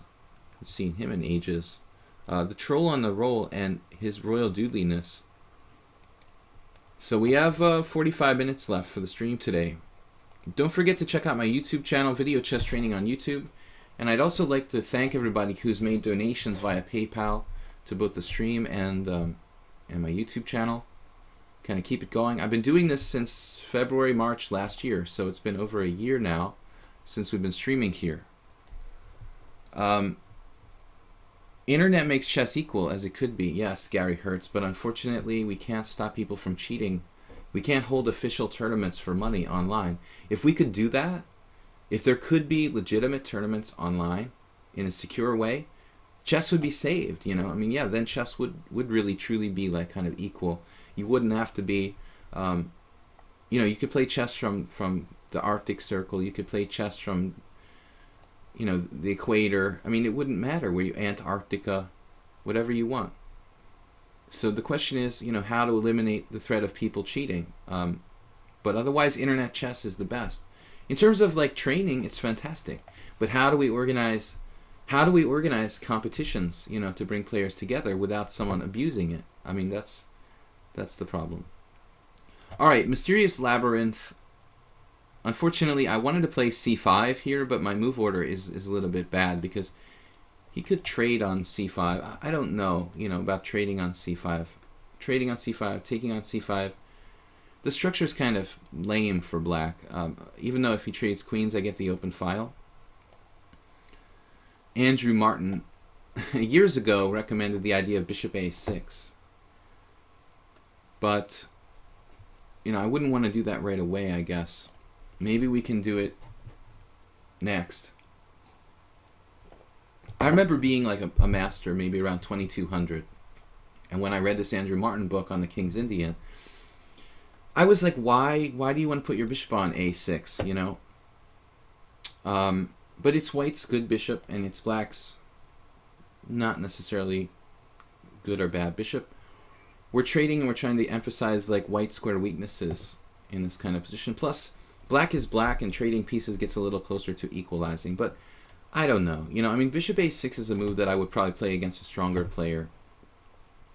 I used it in a team game once in the U.S. amateur team, and I drew against a slightly lower rated master. I used it against a guy in the New York Open who was slightly lower rated master, and I drew. So trading pieces with bishop a6 lends itself to draws, I guess. Basically, I'm playing a Reti system with white, with colors reversed. Rook c1 is a solid move, but it's not the typical setup. Usually white plays a4, followed by b4. Sometimes queen b1 is a move you see, followed by rook on f to c1. So this is not really a standard setup for white. I don't like the queen on c2 a whole lot. Now we can play rook c8 maybe. Although I'm not sure I can ever stop e4 without some extreme move like e5 or d5. But objectively, I'm not sure I should want to stop it necessarily. It's an interesting question. Another idea here might be, I was going to say maybe like knight to d5.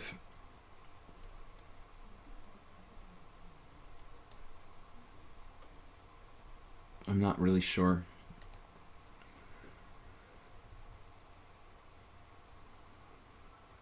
Alright, I guess we'll just play b5. If we play rook c8, he could play a4 and stop my expansion with b5. But the feeling I have about this position is that white is playing a little bit too scared, a little too conservatively.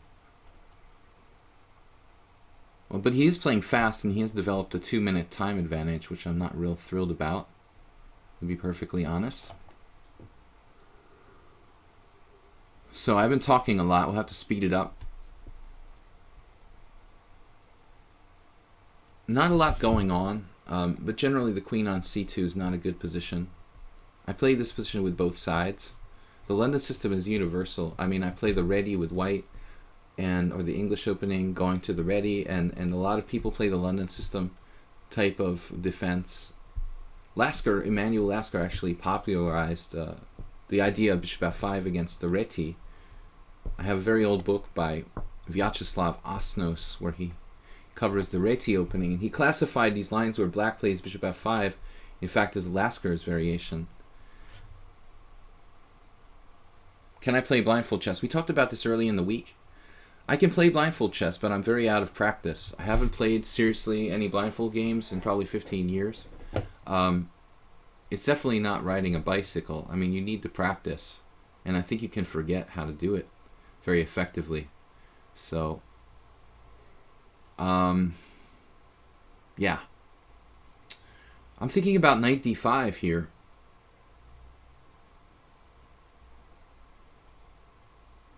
But it's also putting my knight in a vulnerable square. Maybe I should think about playing for e5. Something I used to do a lot when I was first starting out as an expert weak master. I played the ready a lot, and I like to play e4, e5 myself. But it involves creating a lot of weaknesses in the position. I'm not sure, you know, the mature me really likes this plan as much of playing for e5.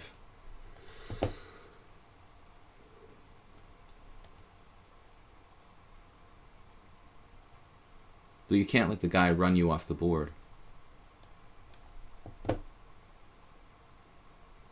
Sometimes I'm always searching for like the best move, and that's why I get into really bad time pressure.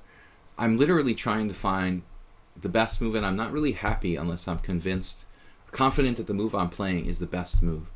So if I don't feel like I found the best move, I'll just keep searching as long as I have time. I don't like to play second best moves. You know, I try to play basically the best move possible. So as far as blindfold chess, I can play. The most players that ever played simultaneously was probably like 6 boards. So I'm hardly like Timur Gariev, but I'm sure that I could learn to be very good at blindfold, but it would take a lot of practice. Interesting move there, a4. I didn't seriously consider taking it because it would break up my structure. I'm not sure if I should have considered it. White's playing ultra solid. And now e5, e4. e5, e4.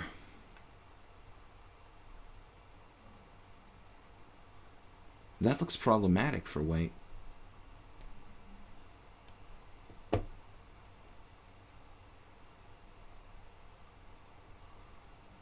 He's played a bit too passively.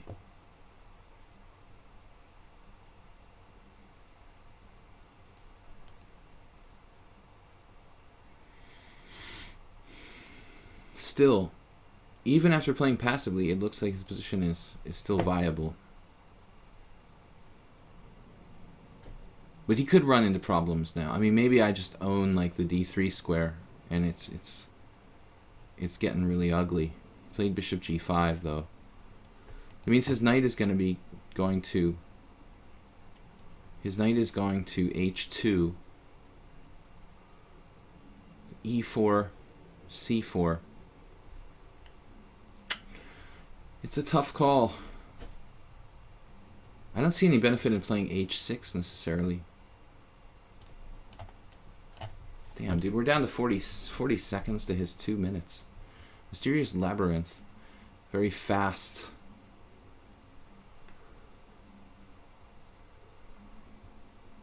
Knight e5. Does this drop a pawn?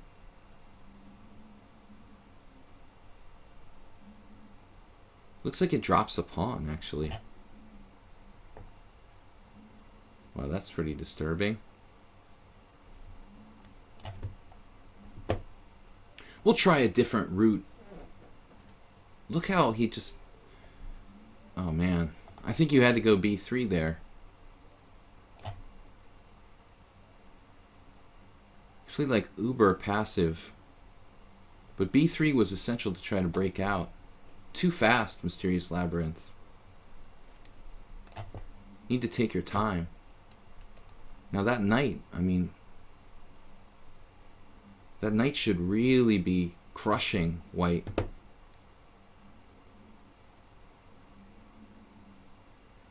The Mysterious Labyrinth is taking solid to a new level.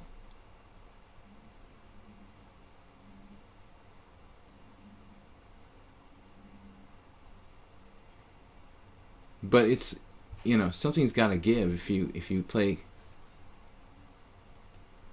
passively to a point where it's exaggerated, as I think the case is here with white. If he could have traded like one more set of pieces, it wouldn't be that bad. But with a knight on d3, I mean, it's usually over. If I play correctly. There's b3.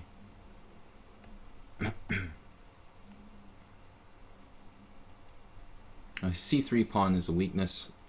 I could try to win that straight up. But I feel like I'm selling out a little bit if I take material here.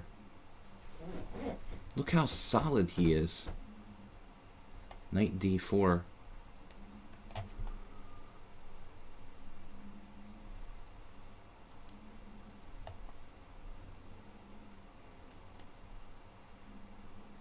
This is actually kind of disturbing.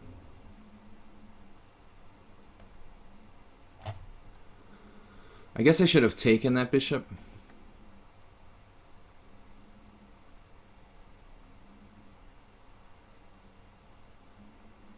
But I'm threatening knight a3.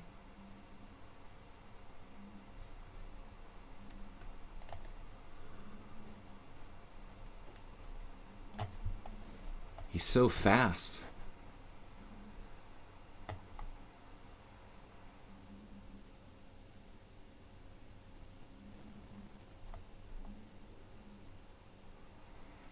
Too much emphasis on time, though.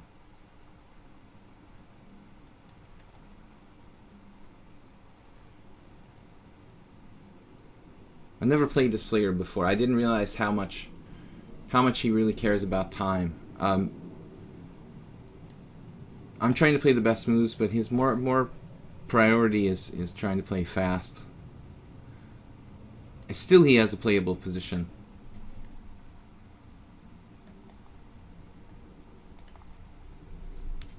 Very solid. Look how he returns the knight to the game.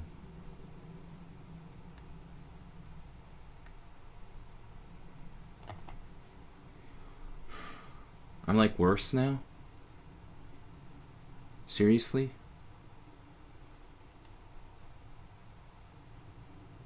Why didn't I just play f5 there?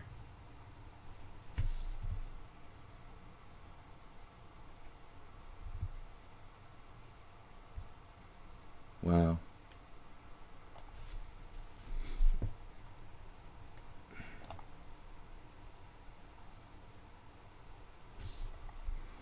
Looks like he hung something.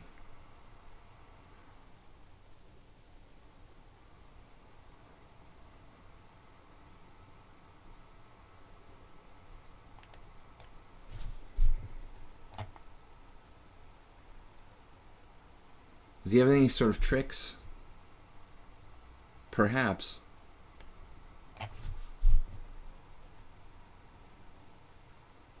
I should have just taken on b5 there. Yeah, I mean, Mysterious Labyrinth, you probably had the better game at some point, like after knight d4. I think I'd actually gone worse here. At this point, white is slightly better. At this point, yeah, exactly.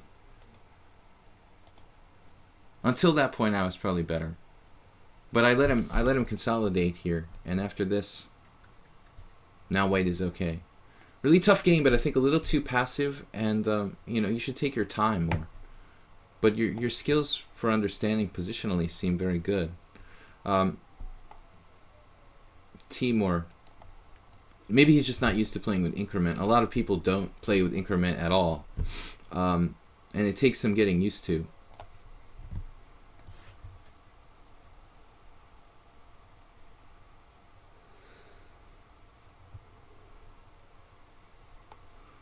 Man, everybody plays the London system.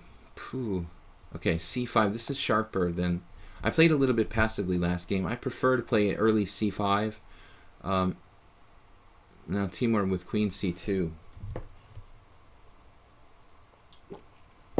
Here, the best move is e3, sacrificing the pawn on b2. Oh no, it's too late. Wait, sorry. Here, e3. And then if queen b6, knight c3 or knight a3. After c5, e3. He played c3, so now, okay, he's committed to a passive line. Basically, queen b3 is usually played. Maybe forced, essentially. Because queen e2 and queen c2, just not as good.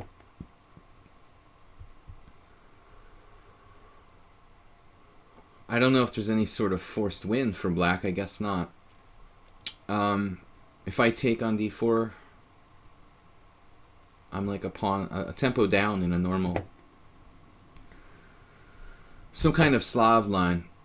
Yesterday or the day before I played Timur. He's very, very solid. He drew yesterday. Really tough game. Okay, I don't know. I don't like taking on d4 if I don't have to. Maybe I should play knight c6 first.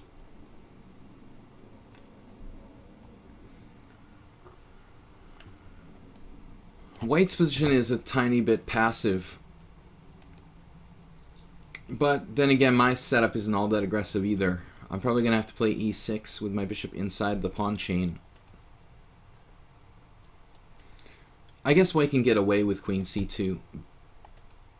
If he were black, it would definitely be bad. So we will play just a typical London system.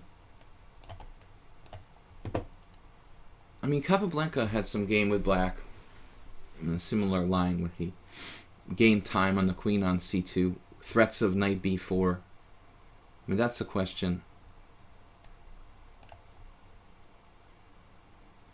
So he like instantly plays a3.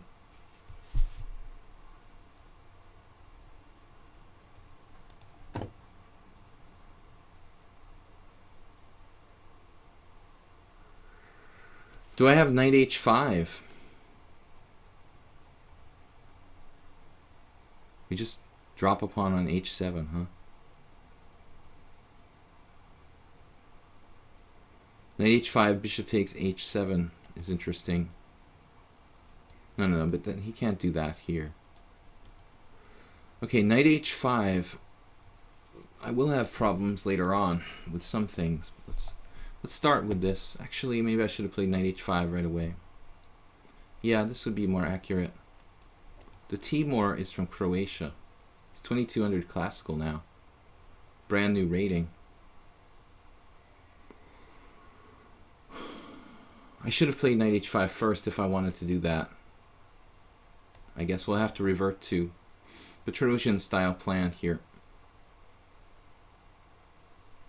He just moves instantly.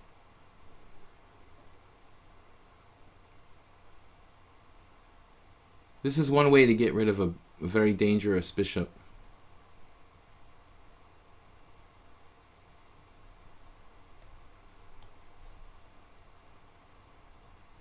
Now taking this pawn looks suicidal.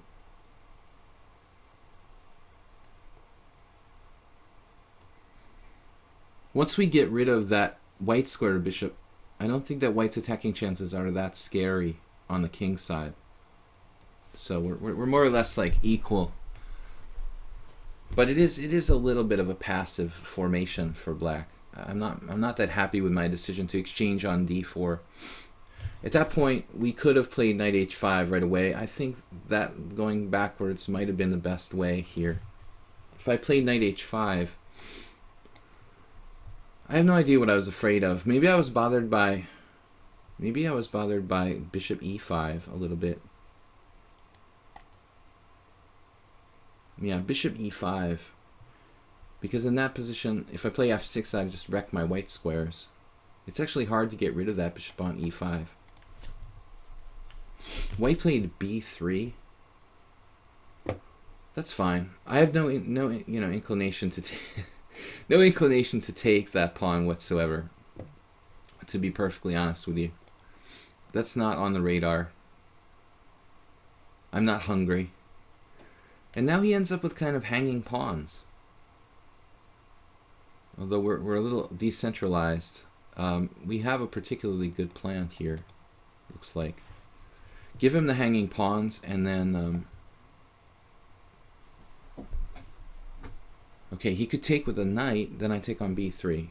Here we have queen a6, which comes in handy.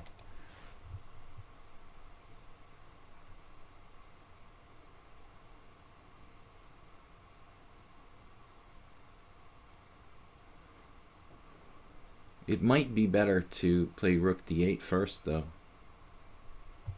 Develop a piece, right? This is very principled.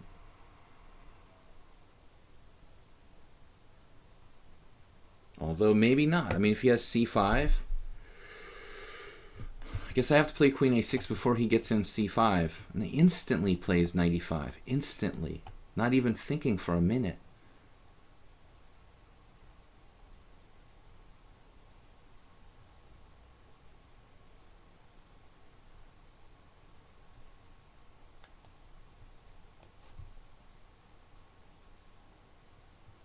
Is he like trying to win on time?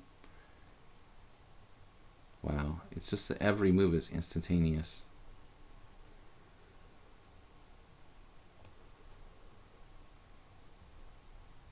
It's pretty scary, actually.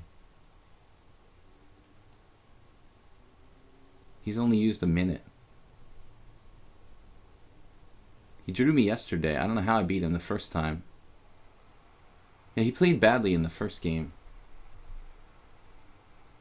That might have been a different time control. No, it was 5+3, so it must have been last week.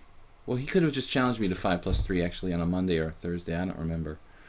But he's playing really, really tough here and really, really fast. His structure is bad, but he must have seen something he doesn't like. He was playing super fast until this move. I don't see anything for me special. I mean, maybe I can just build up on d4, but how? Queen b6 or something, perhaps. Perhaps I could attack with the queen, his queen on d3. So I think he wants to play d5. He's banking on me taking with a piece on c6. And basically, I don't have to. We have a really wild combination here, like queen takes d5, knight takes d5. Pawn takes d5, bishop takes g5.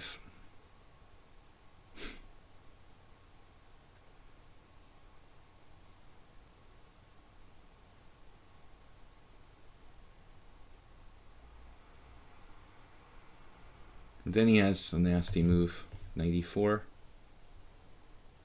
May not be that bad for me, though. Anyway, just to be on the safe side,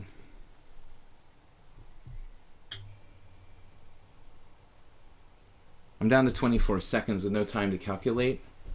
This is a much safer move for me.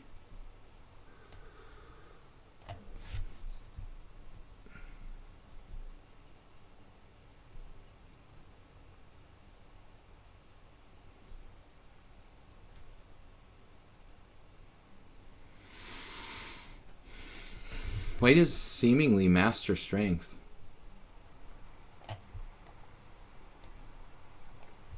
I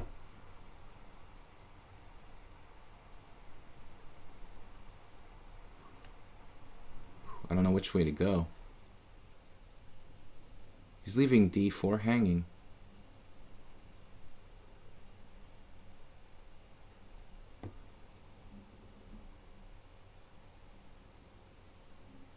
He's got to be like a 20, 2100, 2200 at least. Judging by his play.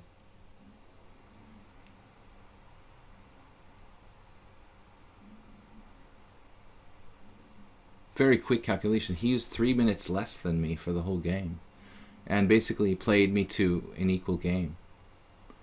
With a he's giving me like 2-minute time odds, more or less, holding me to an equal game. That's pretty strong.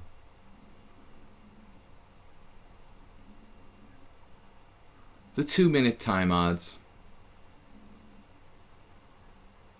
Black is probably okay here. It's a little scary to have to walk with the king, but I felt it was better to go to stay near this pawn shield rather than go in the corner. I could have considered queen h4, but I didn't see a good way of protecting f6 other than allowing like a perpetual check.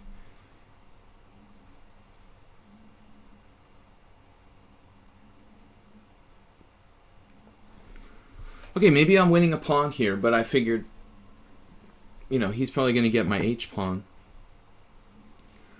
He must have some kind of compensazione based on the fact that my king's in the middle of the board. I have doubled pawns.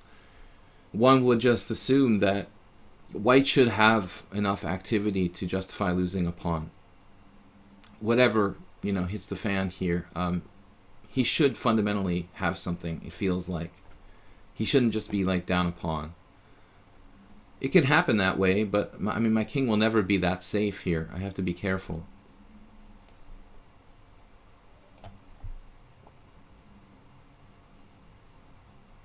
He played an ultra safe move, h3. Would be nice to win 2 pawns rather than 1. My king is sort of trapped in the center. That's okay. Rook d5 is solid. You know, I mean, you could consider trying to trade 2 rooks for a queen, but I mean, in general, that's not as good as... The 2 rooks are better than the queen. Of course, I don't have to agree to that exchange either. I mean, I could just play another move.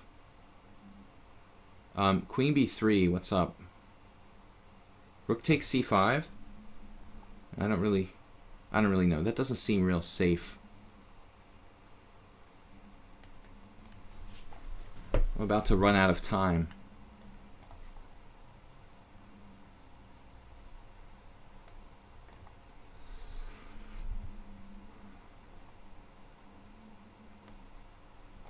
Man, he's fast.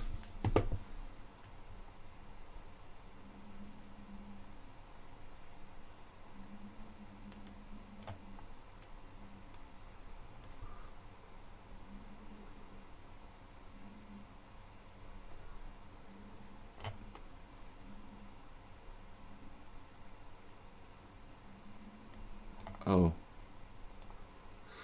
It's all the same, huh? Just a draw. This is almost certainly a draw.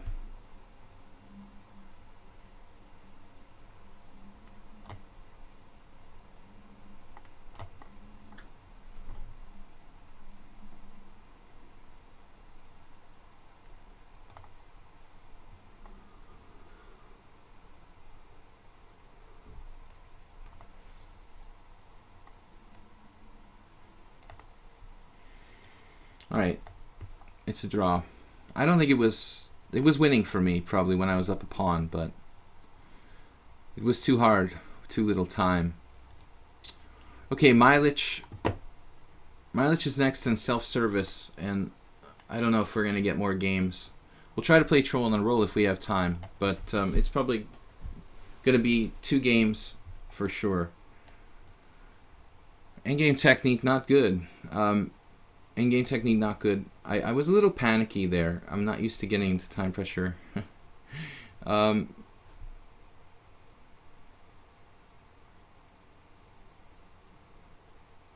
was winning when I had the extra pawn, but it wasn't easy. King in the center of the board. He found some counterplay.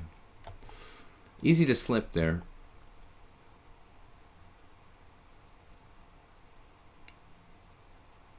Okay, we haven't played this variation in a long time. I'm an exceptionally good player in time pressure. I've been better than the last game though.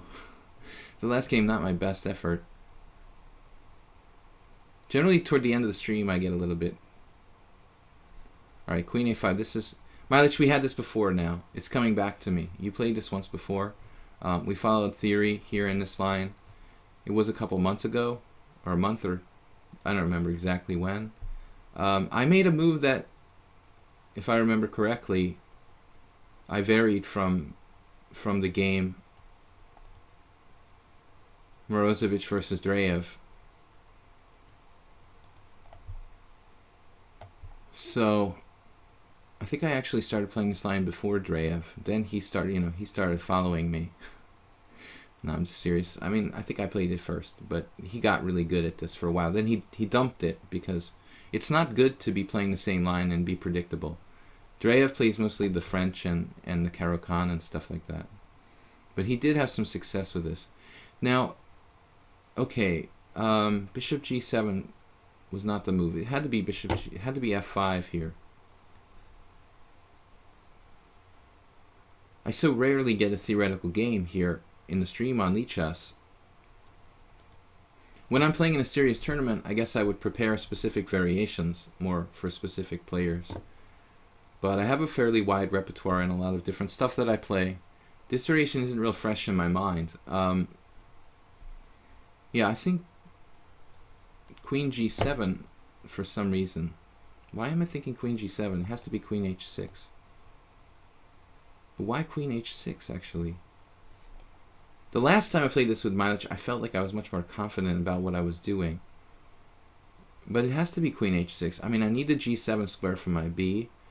And G6 is bad because of Bishop H5. Queen F6 get hit by Knight D5. So by default, process of elimination. In our game with Mileage last time, I mean, if we look here, I think it was probably this. No, that was a Caro-Kann. This. He melted down? No, he won. He actually won this game. Okay, I forgot about that. I don't remember if I was winning and I blundered or how it went down, but I had a good opening. Then I left book. Queen D2. I think I took on E4.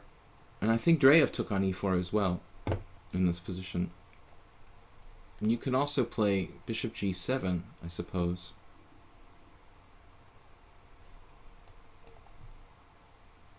But I'm thinking like Alexei castled queenside or something. No, that's not right. He didn't castle queenside.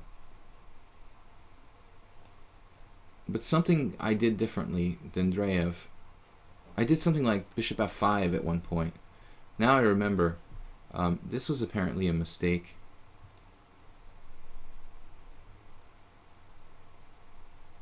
I think around here I might have played Bishop F5 in my previous game with Mileage.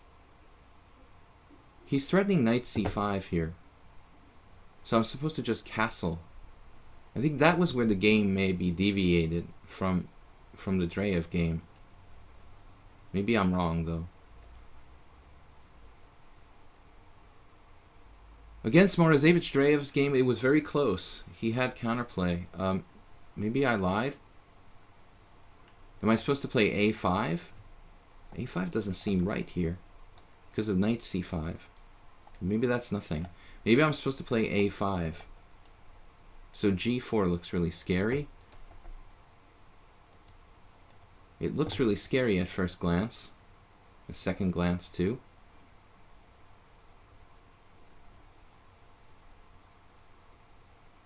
stopping all kinds of good stuff.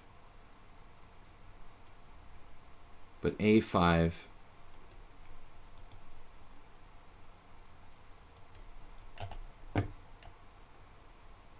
all right, let's go. I don't know where we are here theoretically, but I know that Dreyev played a5 pretty quickly in said game.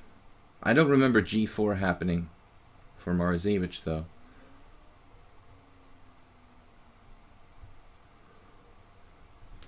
He can play g5, he can play h4. I'm not really sure. But this guy is pretty well prepared. 2100 classical. He's pretty much solid across the board. I'm afraid I made a mistake though. I don't see how I could play without castling though. You know, I really don't see how Black can do without castling. I mean, this looks like a problem. I mean, this dropping into c5 at some point. If my king is in the center, maybe it's not a big deal. Maybe I have to do this right away. But then if knight c5, where do I put my bishop? Like bishop c8? Maybe. Well, I'm going to go h4. Take. I mean, we could go h4 and sack our queen. g5 takes. Takes. Threatening mate. Not really sure. I don't think it's essential though.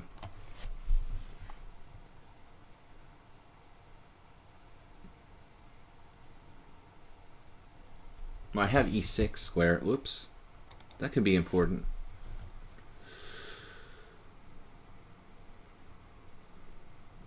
Well, actually, I mean, maybe he goes knight c5 here. I don't know. But it looks like Black's pieces are super active with a3 and stuff like that.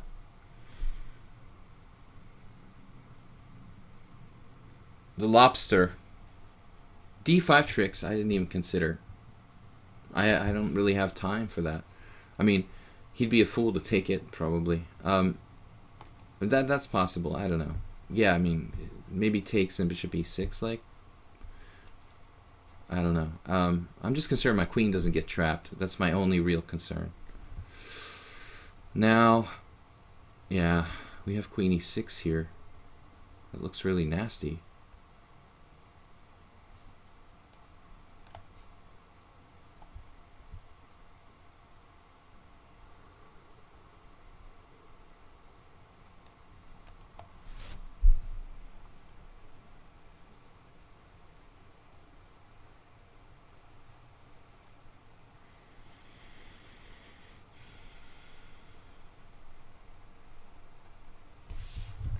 a3 and knight b4.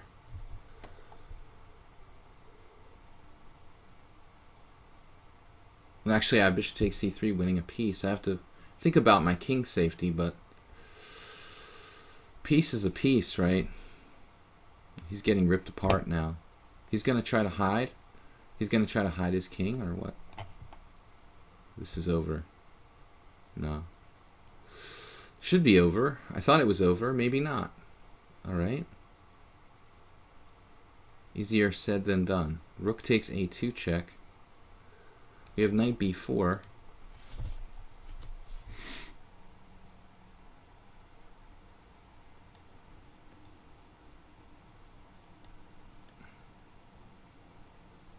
I mean, actually, why didn't I play bishop takes c3 check? I guess I had no follow-up. King takes, and there's nothing clear for Black. Well, this move hardly seems like it could unimprove. I always have this square for my queen.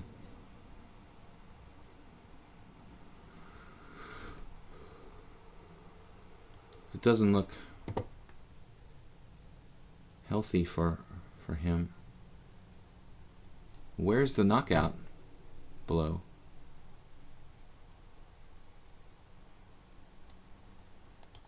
Knight a2. There's no knockout here. Knight takes c2. Where is the knockout? Bishop a4. I was talking about queen f6. That's not convincing either. Queen e4. Ooh, queen e4 is kind of nasty. Still doesn't do anything. Would I have to go back to c6 now? That's embarrassing.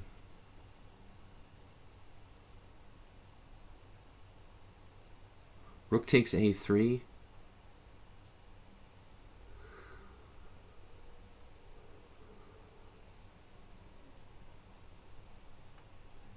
King takes a3, check.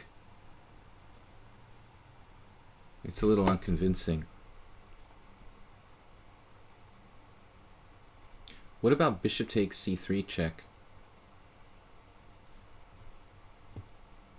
Man, I don't know.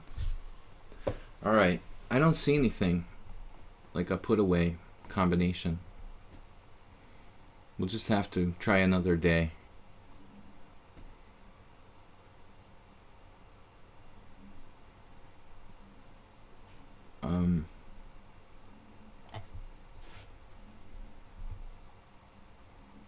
Okay.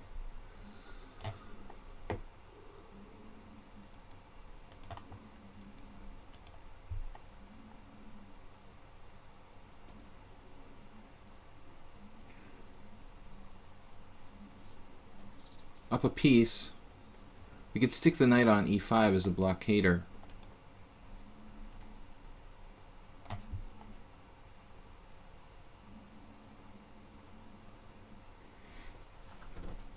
Alright, I'm happy to trade queens.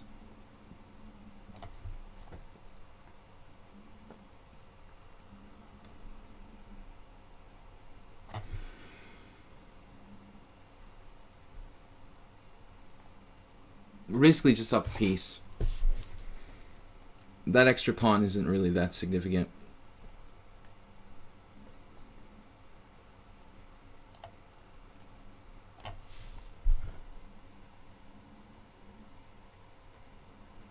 He's got tricks.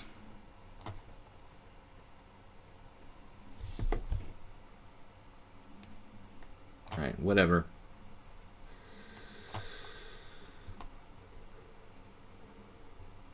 Oh. He has that. Alright.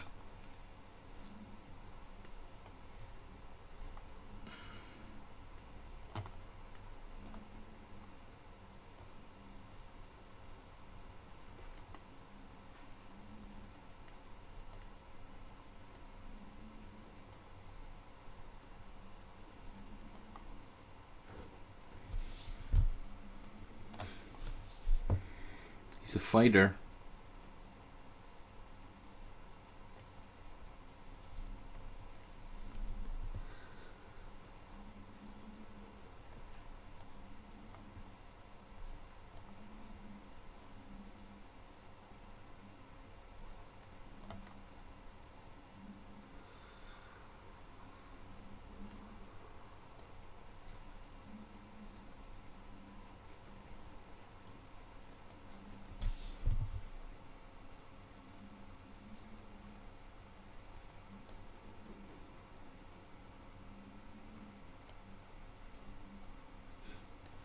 He's not giving up. Dogged.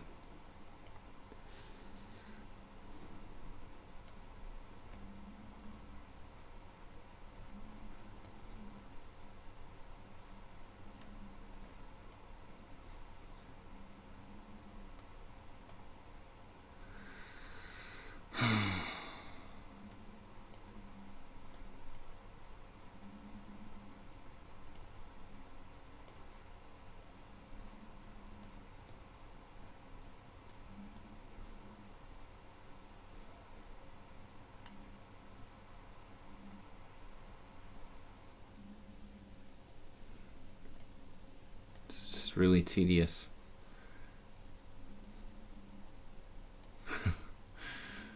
All right.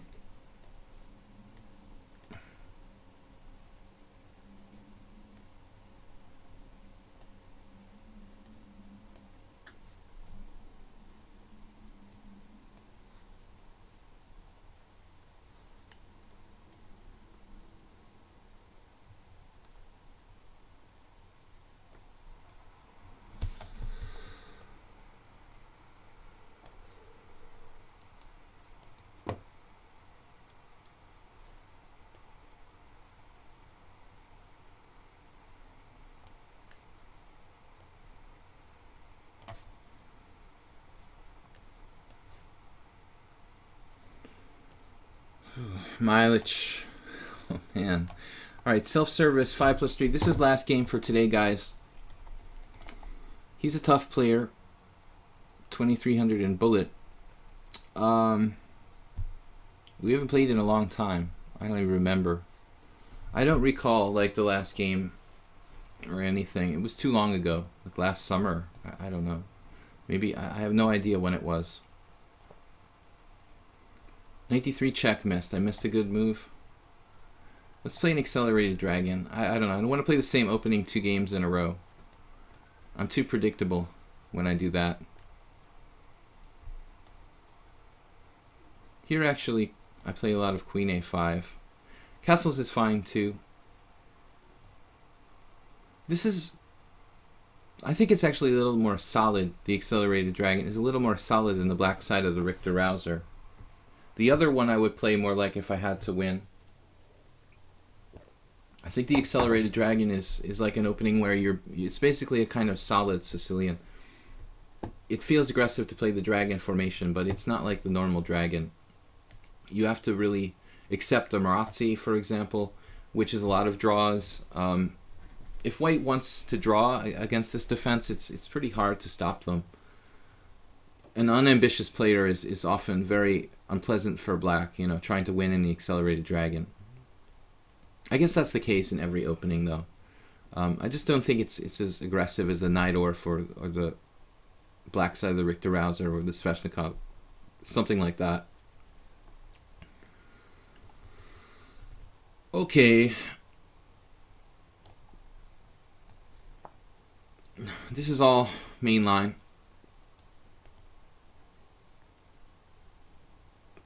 F3 is pretty lame, but it's very safe for white. I mean, it's not really a variation per se. I don't really know what white's forward plan is when you do that. You don't really have an attack or a pawn storm or anything. There was a guy who did this in the last round of the World Open once against me when I was playing for an underprize. I had to actually win this position for money, and it was very difficult, you know, to win with black. But F3 is considered to be... It's considered to be like non-theory. It's not like a dragon where his king is on B1, you know, and he can throw everything at me on the king's side. That's very dangerous for white. I'm not sure, though, you know, which rook. Maybe I should move my other rook to C8, but I wanted to avoid the tricks based on knight D5. So it's very similar to a normal dragon, just that his king is in a different position.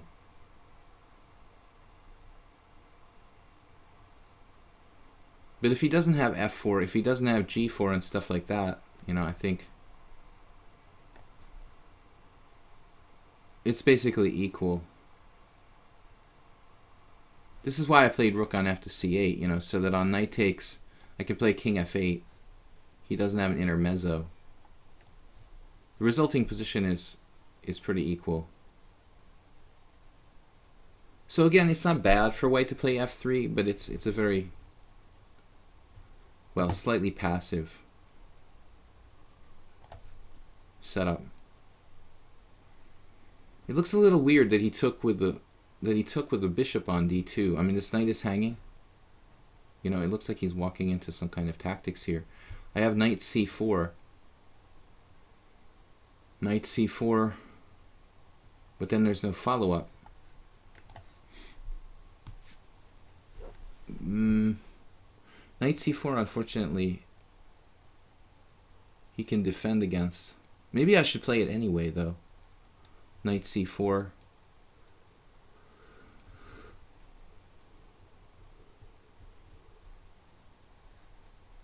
Probably doesn't hurt. The most natural square for my knight anyway. Now then I play some kind of rational move like rook b8. Probably rook b8. Defending b7. White is maybe okay here. Wow.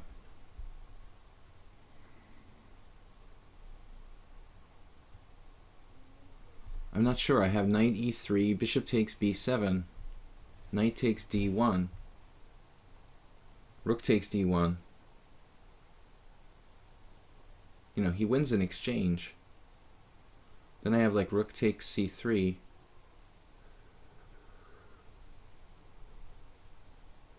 He could actually play knight e3. Bishop takes b7, knight takes d1, bishop takes c8. This is complicated. I mean, it looks good at first glance, knight e3.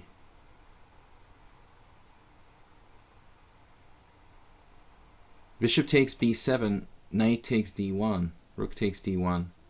And then rook takes c3.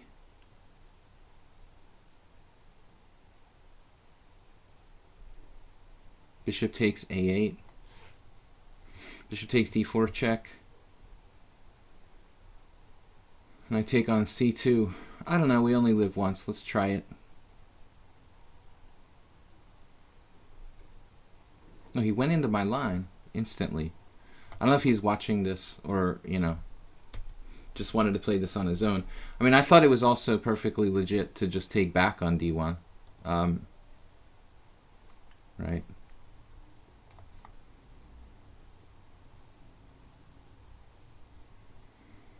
So I thought in this resulting endgame, you know, if bishop takes a8, I take on d4, I take on c2, and it's equalish, but I thought maybe I was better with a rook on the 7th,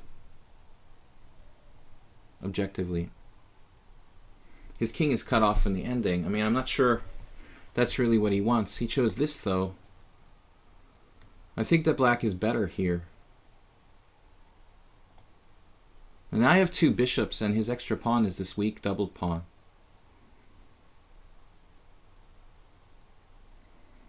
So we try to keep the bishops on the board. The extra pawn doesn't really matter. And, you know, I have a better structure. So I think that black is better here. Maybe white's still okay.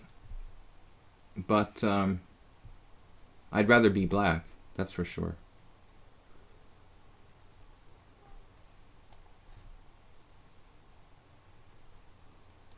He's got a very good defender in the bishop on b3.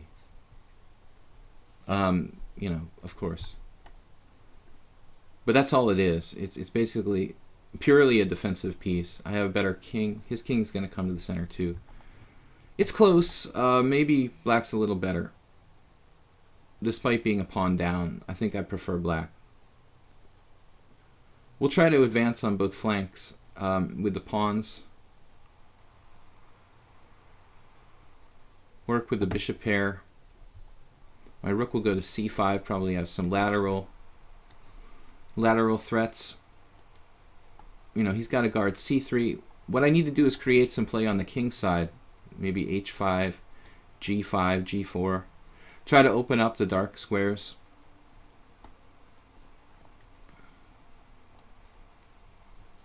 It's pretty awkward for him. It's awkward for him to protect c3.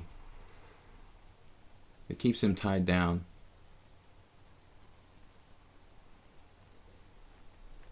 If he plays c4, he blocks his own bishop even worse. So there's no... It's not really a fun position for white, despite being up a pawn.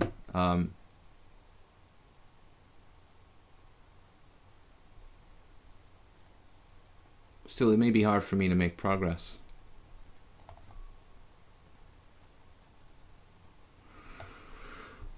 I mean, it's possible objectively this is a draw. I was thinking about bishop b5 check in some lines, but he can always play c4.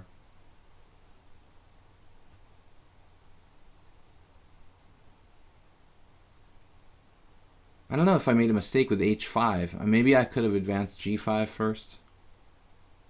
It's possible that was better, you know, not to let him play h4 himself. Because g4 is kind of weakening for white. You know, I don't think he wants to do that. Now g5. I have a weakness on h5 too. You know, he has weakness here, weakness here. I have weakness on h5, so... And if you guys are wondering, I can always play a5, but honestly, you know, he plays a4, and I'm not sure that doesn't help him more than me. You know, probably because it could sometimes put a knight on b5. So I think we should just hang out and wait. You know, not commit our a pawn to doing anything just yet. Right.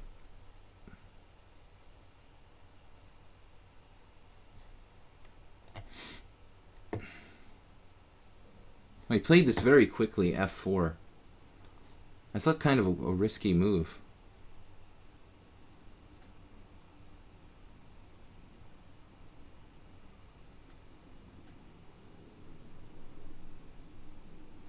He can't play rook f3.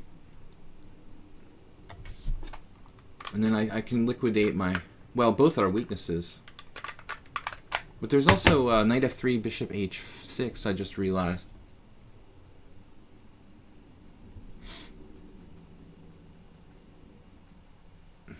It's in a really awkward spot there. King on b5.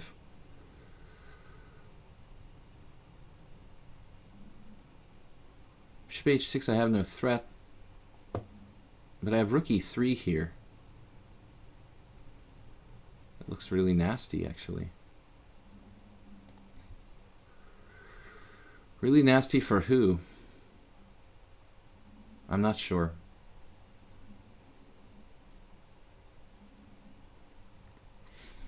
Maybe we just win this pawn. Yeah, we'll just take and we'll play f5 if I need to protect my rook. Rather than d5, maybe f5. So he plays this anyway himself. Well, now it's a little different, but it's all good.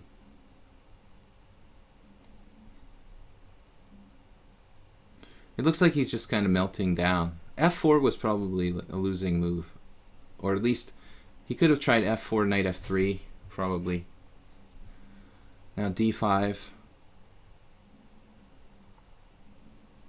I guess I don't have to play d5, but it looks best. He's actually not down any material here. Maybe I should play rook g4.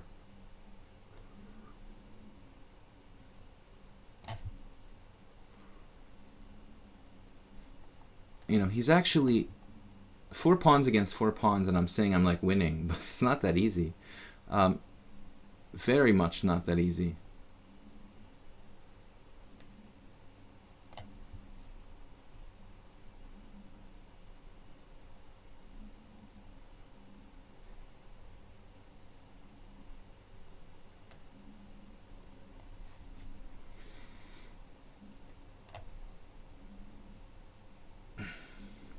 My bishops are starting to chop him up, though.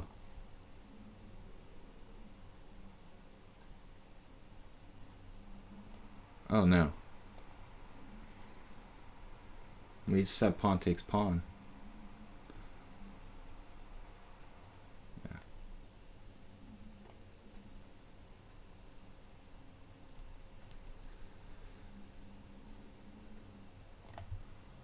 Alright, self-service, thanks for the game. Thanks guys for playing everything today. It was a good battle. We'll be back on Sunday with the simul here on Lichess. That is 6:30 p.m. CET.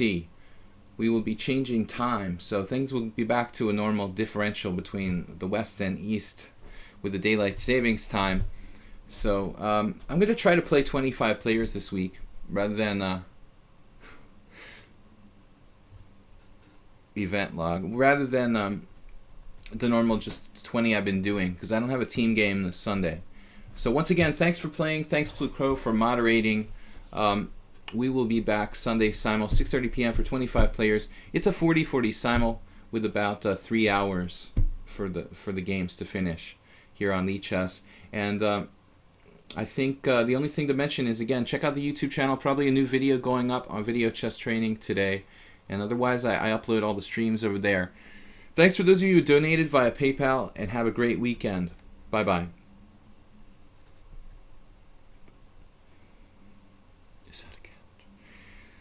Is that a couch? What is that?